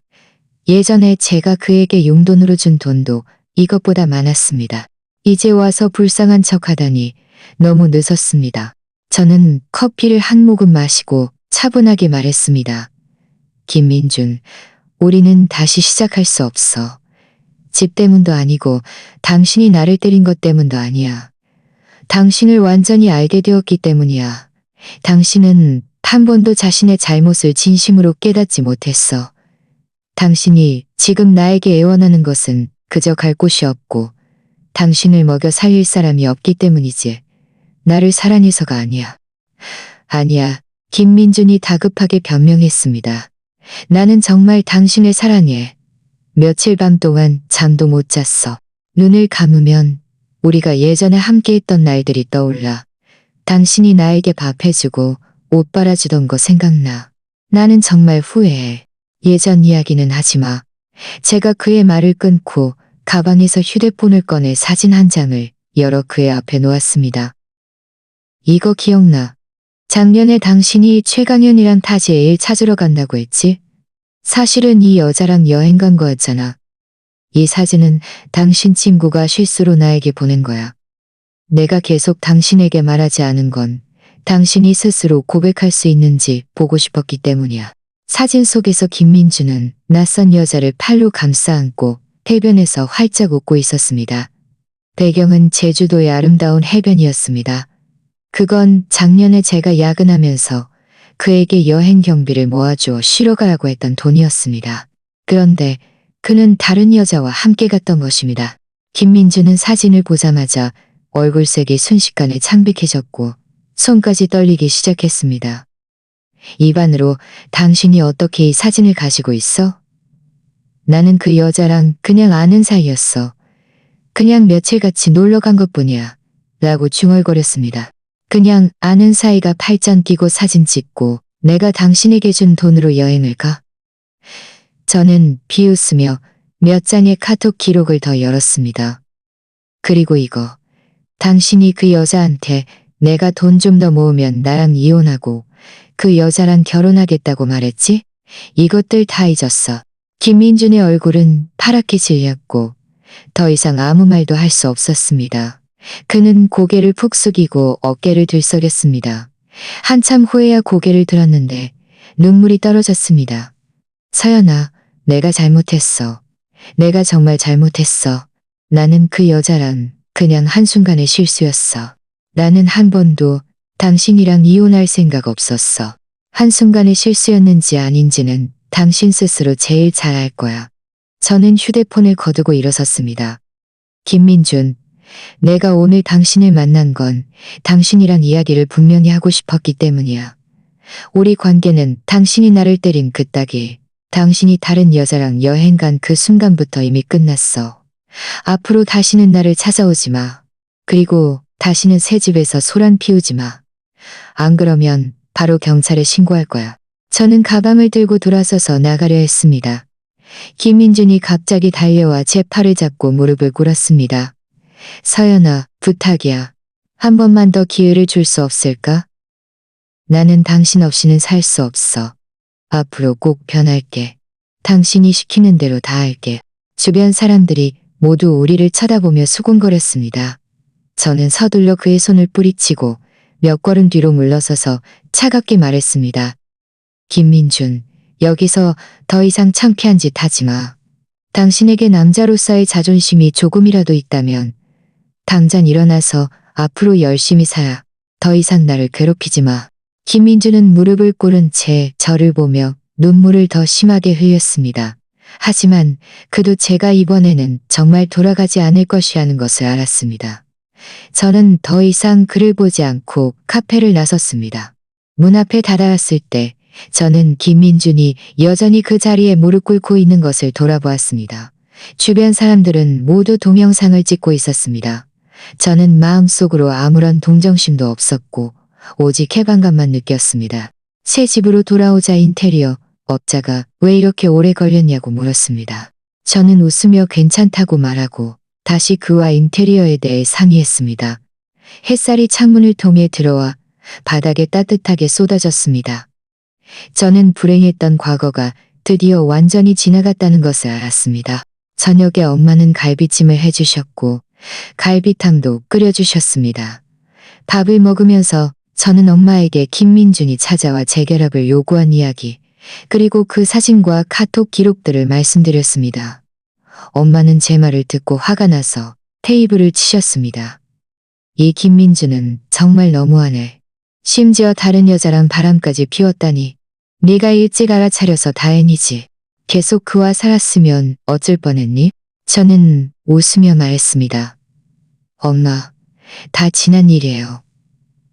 저는 지금 엄마와 함께 새집 인테리어 잘하고 앞으로 행복하게 살고 싶어요. 엄마는 고개를 끄덕이고 저에게 갈비찜 한 조각을 더 주셨습니다.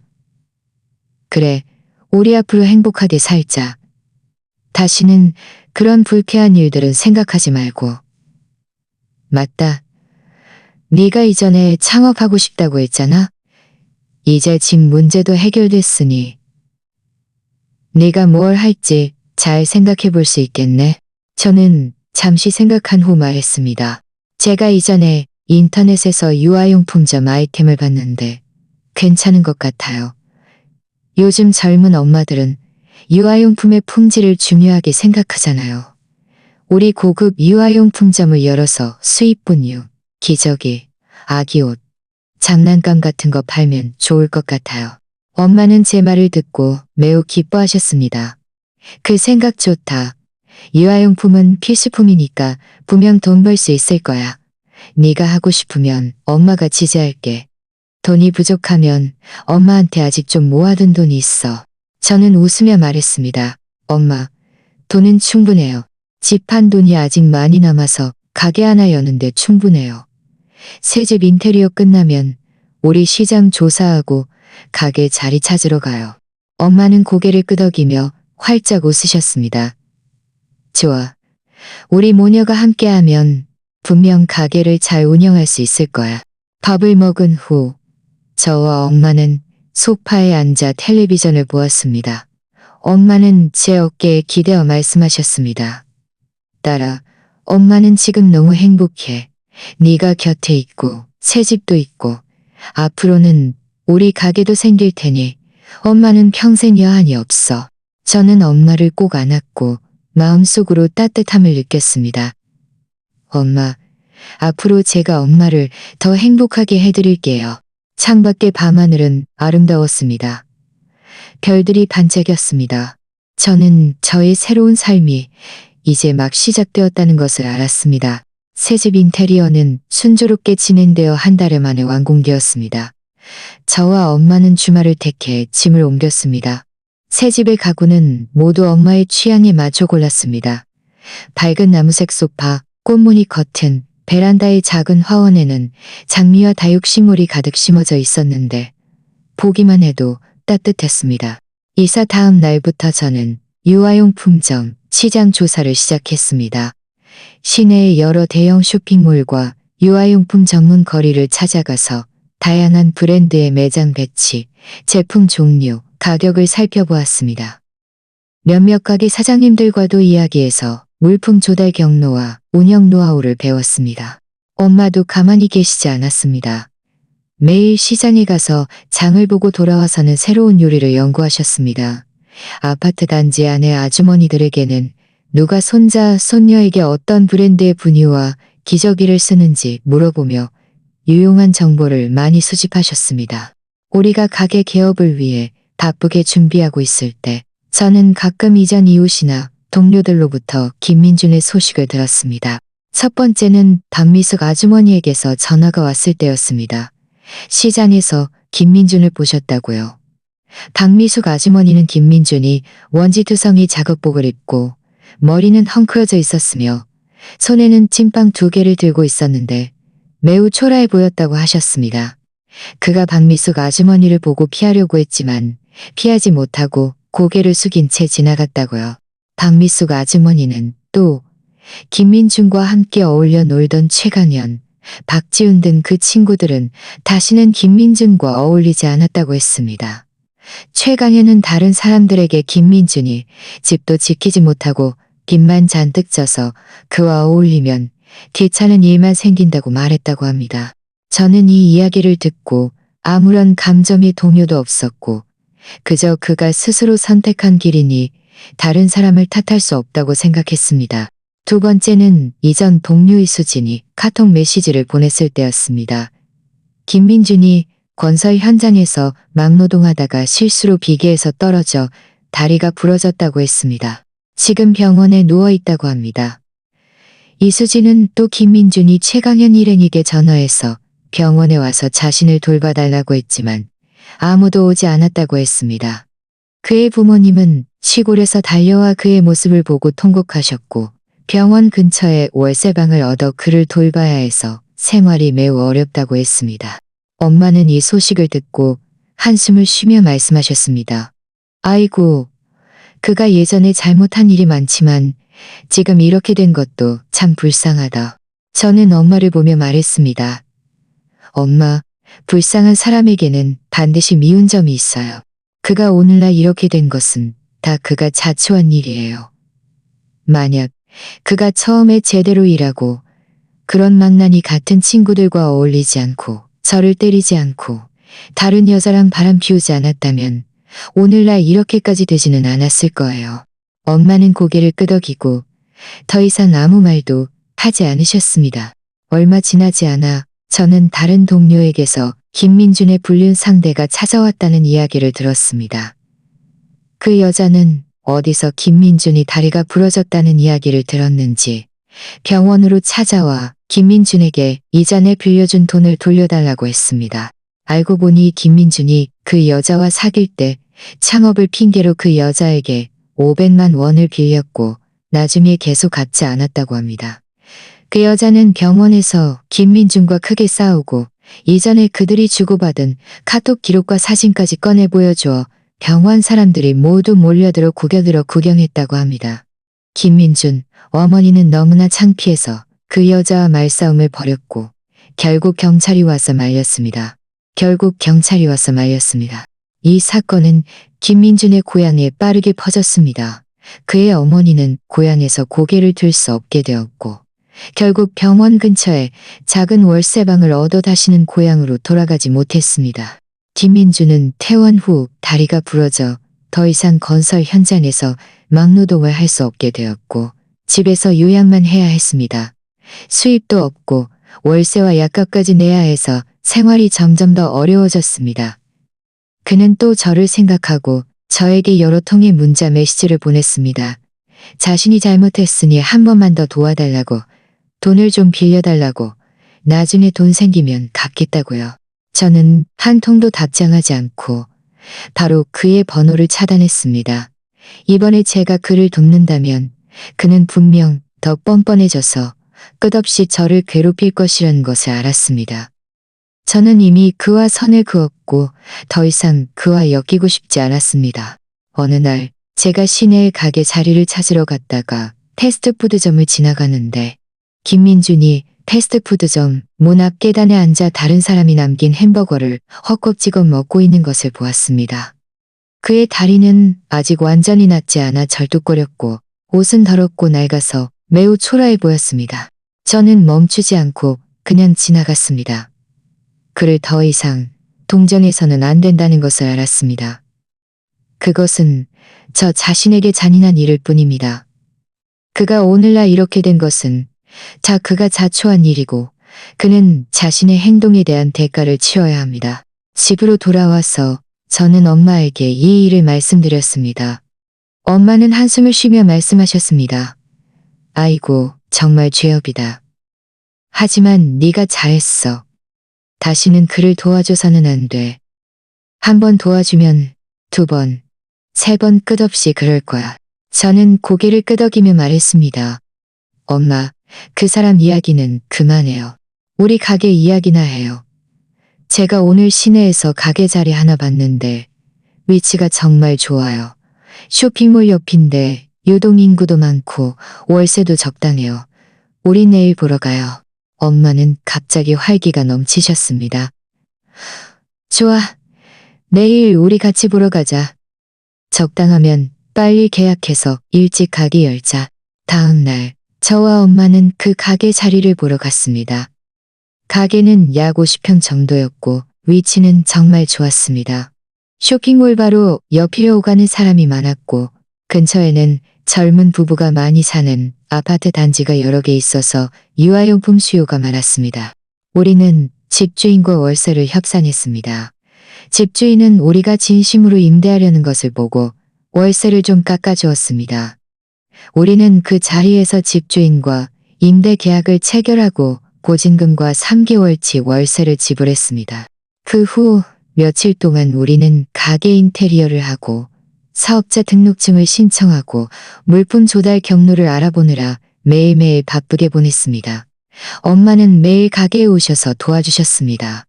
힘들었지만 엄마 얼굴의 웃음은 점점 더 많아졌습니다. 어느 날 우리가 가게에서 물건을 정리하고 있는데 이전 이웃 박미숙 아주머니가 오셨습니다. 박미숙 아주머니는 우리 가게를 보고 너무나 기뻐하셨습니다. 서연아, 네 가게 정말 좋다. 인테리어도 예쁘고 물건도 다양하고 앞으로 내 손자 물건은 다 네 가게에서 살 거야. 저는 웃으며 말했습니다. 박미숙 아주머니, 감사합니다. 앞으로 자주 오시면 제가 할인해 드릴게요. 박미숙 아주머니는 우리와 잠시 이야기하다가 또 김민준 이야기를 꺼냈습니다. 서연아, 너 아니? 김민준이 요즘 더 비참해졌어. 그의 부모님이 친척들에게 돈 빌릴 때 그가 바람피우고 소송당한 이야기를 다 친척들에게 말했대. 친척들은 모두 그를 더 이상 돕고 싶어 하지 않는데. 그는 지금 월세 낼 돈이 없어서 집주인에게 쫓겨났어. 부모님과 다리 밑에서 살면서 매일 쓰레기를 주워 생계를 유지하고 있대. 저는 이 이야기를 듣고 아무런 동정심도 없었고 그저 그가 마땅히 받아야 할 업보라고 생각했습니다. 그는 예전에 그렇게 오만하고 이기적이었는데 이제야 드디어 쓰디쓴 결과를 맛보는군요. 박미숙 아주머니는 한숨을 쉬며 말했습니다. 아이고, 그가 처음에 너랑 잘 지냈더라면, 그렇게 못되게 굴지 않았더라면 지금 이렇게까지 되지는 않았을 텐데 정말 안타깝다. 저는 웃으며 말했습니다. 박미숙 아주머니, 다 지난 일이에요. 저는 지금 아주 잘 지내고 있어요. 아주머니처럼 좋은 이웃도 있고 엄마도 곁에 있고 저만의 가게도 있으니 저는 이미 너무 만족스러워요. 박미숙 아주머니는 고개를 끄덕였습니다. 그래, 네가 지금 잘 지내면 됐어. 너는 좋은 아이니까 좋은 보답을 받아야지. 박미숙 아주머니를 배웅한 후 엄마는 저를 보며 말씀하셨습니다. 딸아 봐라. 선은 선으로 악은 악으로 갚는다는 말이 하나도 틀린 게 없어. 김민준이 그렇게 많은 나쁜 짓을 저질렀으니 지금 이렇게 된 것은 그가 마땅히 받아야 할 일이야. 너는 항상 이렇게 착하고 성실하니 앞으로 분명 점점 더 잘 될 거야. 저는 웃으며 말했습니다. 엄마 말이 맞아요. 우리 앞으로 열심히 살고 분명 점점 더 잘 될 거예요.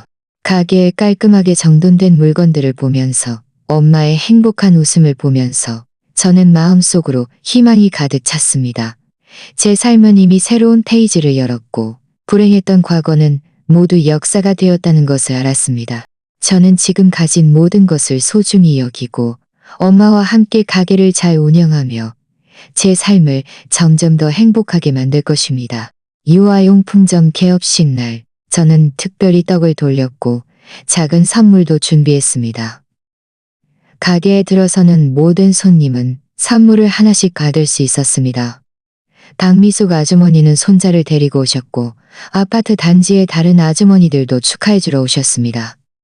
최지혜 씨 부부까지 특별히 화환을 보내주셨습니다. 가게는 순식간에 활기 넘쳤습니다. 엄마는 새로 맞춘 단아한 원피스를 입고 바쁘게 손님들에게 제품을 소개하셨고 얼굴에서 웃음이 끊이지 않았습니다. 젊은 엄마 한 분이 저에게 알레르기 체질 아기에게 적합한 기저귀가 있는지 물었습니다. 엄마는 서둘러 그분을 진열대로 안내해서 자세히 설명하셨습니다. 이 기저귀는 수입 제품이고 형광증 백제가 들어있지 않아요. 제가 특별히 제조사에 문의했는데 알레르기 체질 아기도 사용해도 사용 문의했는데 젊은 엄마는 이 이야기를 듣고 바로 2팩을 샀고 제 카톡을 추가하며 앞으로 우리 가게에서 유아용품을 사겠다고 말했습니다. 손님들이 만족하는 모습을 보면서 저는 마음속으로 한없이 뿌듯했습니다. 이전에 겪었던 모든 고생이 같이 있었습니다.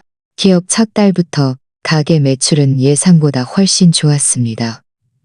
매일 많은 손님들이 찾아왔고 대부분은 단골 손님이거나 손님들이 친구들을 소개해준 경우였습니다. 저는 매일 아침 8시에 문을 열고 밤 9시에 문을 닫았습니다. 힘들었지만 특별히 보람 있었습니다. 엄마는 제가 너무 힘들까봐 매일 가게에 오셔서 도와주셨습니다. 점심때는 집에 가서 저에게 점심밥을 해주셨고요. 가끔 너무 바빠서 감당하기 힘들 때는 아파트 단지의 아주머니들을 불러서 도와달라고 하고 그들에게 일당을 주기도 했습니다. 어느 날 가게에 남자 한 분이 오셨습니다. 깨끗한 셔츠를 입고 안경을 쓰고 있었는데 매우 온화해 보였습니다. 그는 손에 목록을 들고 있었는데 친척 아기에게 줄 물건을 사러 왔다고 했습니다. 제가 그가 목록에 있는 물건을 찾는 것을 돕는 동안 그는 제가 땀을 흘리며 바쁘게 일하는 것을 보고는 자발적으로 진열장을 정리하는 것을 도와주었습니다. 이야기를 나누다 보니 그가 윤태주 씨라는 것을 알게 되었습니다. 그는 근처 병원의 소아과 의사였습니다. 그는 환자 보호자들이 제 가게 제품의 품질이 좋고 서비스도 좋다고 자주 말해서 오늘 특별히 와봤다고 했습니다. 그때부터 윤태준 씨는 자주 가게에 오셨습니다. 가끔은 환자 보호자들을 위해 물건을 사러 오셨고 가끔은 저와 이야기하며 육아 지식을 알려주셨습니다. 제가 혼자 가게를 운영하는 것이 쉽지 않다는 것을 아시고 물건을 옮기거나 진열장을 정리하는 것을 도와주시기도 했습니다. 가끔 제가 바빠서 밥 먹을 시간이 없을 때는 따뜻한 식사를 가져다 주시기도 했습니다. 엄마는 윤태준 씨가 좋은 사람이라고 생각하셨는지 저에게 몰래 말씀하셨습니다. 딸아, 윤 의사 선생님은 좋은 남자야. 너한테도 마음을 쓰고 네가 마음 있으면 그분과 더 자주 만나봐. 제 얼굴은 순식간에 붉어졌고 저는 서둘러 말했습니다. 그냥 도와주러 오시는 거예요. 엄마 너무 앞서가지 마세요. 엄마는 웃으며 말씀하셨습니다. 나는 앞서간 거 아니야.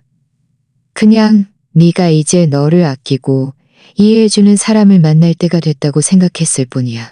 사실 저도 윤태준 씨에게 호감이 있었습니다. 그는 다정하고 사려 깊으며 특히 인내심이 많았습니다. 한 번은 제가 감기에 걸려 38도까지 열이 나는데도 억지로 가게 문을 열러 갔습니다. 윤태준 씨가 가게에 와서 제 안색이 안 좋은 것을 보고는 서둘러 체온을 재고 저에게 집에 가서 쉬라고 했습니다. 그가 저를 대신해서 가게를 봐주었고 제가 저녁에 돌아왔을 때는 가게가 깔끔하게 정리되어 있었습니다. 그는 또 저에게 생강차를 끓여주며 따뜻할 때 마시라고 했습니다. 그날부터 저와 윤태준 씨의 관계는 훨씬 더 가까워졌습니다. 그는 저에게 영화 보러 가자고 하거나 밥 먹자고 데이트 신청을 하기도 했고 엄마와 함께 공원에 산책 가는 것도 동행했습니다. 엄마는 그를 특히 좋아하셨습니다. 그가 집에 올 때마다 그가 좋아하는 음식을 한 상 가득 차려주셨습니다. 어느 날 윤태준 씨가 저에게 고백했습니다. 서연 씨, 제가 서연 씨가 이전에 좋지 않은 경험을 겪었다는 것을 알아요. 하지만 제가 서연 씨에게 말하고 싶은 것은 저는 김민준 같은 사람이 아니라는 거예요. 저는 서연 씨에게 잘해줄 거고 어머님께도 잘해드릴 거예요. 우리 함께 가게를 잘 운영하고 함께 살아가는 거 어때요? 저는 그의 진심 어린 눈빛을 보며 고개를 끄덕였습니다. 참았던 눈물이 왈칵 쏟아졌습니다. 이혼 후 처음으로 누군가에게 진심으로 보살핌을 받는다는 느낌을 받았습니다. 윤태준 씨는 저와 사귄 후 더욱 열심히 가게 운영을 도와주었습니다. 그는 자신의 전문 지식을 활용해서 가게에 육아 상담 서비스를 추가했습니다. 매주 시간을 내서 가게에서 부모들에게 육아 지식을 알려주었고 아기들에게 간단한 건강 검진을 무료로 해주기도 했습니다. 이 서비스가 시작된 후 가게 매출은 더욱 좋아졌습니다. 많은 부모들이 윤태준 씨를 보고 찾아왔습니다. 어느 날 제가 도매시장에 물건을 사러 갔다가 폐품 수집장을 지나가는데 익숙한 그림자가 쓰레기를 줍고 있는 것을 보았습니다. 다가가서 보니 김민준이었습니다. 그는 이전보다 더 말랐고 머리는 길고 더러웠으며 옷에는 구멍이 여러 개 뚫려 있었습니다. 손에는 낡은 마대자루를 들고 바닥에 쪼그리고 앉아 플라스틱 병을 줍고 있었습니다. 그도 저를 보았습니다. 그의 눈빛에는 당황함과 수치심이 가득했고 서둘러 고개를 숙이고 못 본 척하며 몸을 돌려가 버렸습니다.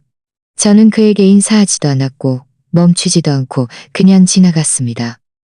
그가 지금 이렇게 된 것은 다 그가 자초한 일이라는 것을 알았습니다. 저는 그를 더 이상 동정하지 않을 것이고 그와 더 이상 엮이지도 않을 것입니다. 가게로 돌아오자 윤태준 씨가 제 안색이 안 좋은 것을 보고 무슨 일이냐고 물었습니다. 저는 그에게 김민준을 만난 이야기를 했습니다. 그는 제 손을 잡고 말했습니다. 그런 불쾌한 일은 생각하지 마세요. 그가 오늘날 이렇게 된 것은 그가 마땅히 받아야 할 일이에요. 우리 자신만 잘 살면 돼요. 저는 고개를 끄덕이고 윤태준 씨의 다정한 눈빛을 보며 마음속으로 편안함을 느꼈습니다. 그래, 나는 지금 나를 사랑해주는 윤태준 씨가 있고 나를 아껴주는 엄마가 있고 점점 더 잘 운영되는 가게도 있고 나를 지지해주는 많은 손님들도 있는데 무엇이 더 불만족스러울까? 연말에 저는 가게, 장부를 정리했습니다. 월세, 물품 조달 비용, 인건비를 제외하고도 5천만 원 넘게 벌었습니다. 저는 엄마와 윤태준 씨에게 상의해서 지점을 하나 더 열고 싶다고 말했습니다. 윤태준 씨와 엄마 모두 저를 특별히 지지해 주셨습니다. 다음 해봄 지점도 개업했습니다. 저는 전문 점장을 고용해서 지점을 관리하게 했고 저는 주로 물품 조달과 관리를 맡았습니다. 윤태준 씨도 저에게 청혼했습니다. 우리는 햇살 좋은 날을 택해 혼인신고를 했습니다. 성대한 결혼식은 하지 않고 박미숙 아주머니, 최지혜 씨, 그리고 몇몇 가까운 친구들을 초대해서 함께 식사를 했습니다. 결혼식 날 엄마는 저와 윤태준 씨를 보며 눈물을 흘리셨습니다. 웃으시면서 말씀하셨습니다. 딸아, 엄마는 드디어 안심했다. 네가 좋은 짝을 만났고 가게도 이렇게 잘 운영되니 엄마는 평생 여한이 없어. 저는 엄마를 안고 옆에 있는 윤태준 씨를 보며 마음속으로 행복이 가득 찼습니다. 저는 처음에 김민준에게 맞고 집에서 쫓겨났을 때 다시는 행복해질 수 없을 것이라고 생각했습니다. 하지만 지금 저는 저만의 사업도 생겼고 저를 사랑하는 가족과 연인도 생겼습니다. 한 번은 윤태준 씨가 저에게 병원에서 김민준을 만났다는 이야기를 했습니다. 김민준은 장기적인 영양실조와 다리 부상이 완전히 낫지 않아 중병에 걸려 병원에 입원했다고 합니다. 그의 부모님은 그를 치료할 돈이 없어서 병원 복도에서 울었고 친척들에게 돈을 빌리려고 했지만 아무도 도와주려 하지 않았다고 합니다. 윤태준 씨는 그들이 불쌍해서 치료비 일부를 내주었고 자선단체와 연결해 주기까지 했습니다. 저는 이 이야기를 듣고 아무 말도 하지 않았습니다. 저는 김민준을 미워하지도 동정하지도 않았습니다. 그저 모든 사람은 자신의 행동에 책임져야 한다고 생각했습니다. 그가 지금 이렇게 된 것은 다 그가 자초한 일입니다. 지금 저는 매일매일 행복하게 살고 있습니다. 아침에는 윤태준 씨와 함께 가게에 가고 저녁에는 함께 집으로 돌아옵니다. 주말에는 엄마와 함께 공원에 산책하거나 영화를 보러 갑니다. 가게 매출은 점점 더 좋아졌고 지점도 2개 더 열었습니다. 저는 젊은 엄마들을 몇 명 고용했는데 모두 근처 아파트 단지의 엄마들이었습니다. 그들은 아이도 돌보고 돈도 벌 수 있어서 모두 특별히 행복해했습니다. 가끔 저는 그 암울했던 날들을 떠올립니다. 김민준이 저를 때린 그 따기, 그리고 제가 몰래 집을 팔기로 결심했던 순간들이요. 만약 그런 경험이 없었다면 저는 아마 제가 얼마나 강한 사람인지 영원히 알지 못했을 것입니다. 윤태준 씨도 만나지 못했을 것이고 지금의 행복한 삶도 없었을 것입니다. 저는 드디어 깨달았습니다. 삶에서 겪는 어려움과 좌절은 나쁜 일만이 아닙니다. 그것들은 우리를 성장하게 하고 우리가 무엇을 원하는지 더 분명하게 알게 하며 지금 가진 모든 것을 더욱 소중히 여기게 합니다. 지금의 저는 더 이상 남편에게 맞고 욕먹으며 그저 말없이 눈물만 흘리던 여자가 아닙니다. 저에게는 저만의 사업이 있고 저를 사랑하는 사람의 보살핌이 있고 가족의 따뜻한 동반이 있습니다. 저는 자랑스럽게 말할 수 있습니다. 저는 제 노력으로 저만의 행복을 쟁취했다고 말입니다. 그리고 저를 아프게 했던 사람들도 결국 자신의 행동에 대한 대가를 치렀습니다. 이것이 아마 사람들이 흔히 말하는 선은 선으로 악은 악으로 갚는다는 말이 아닐까요?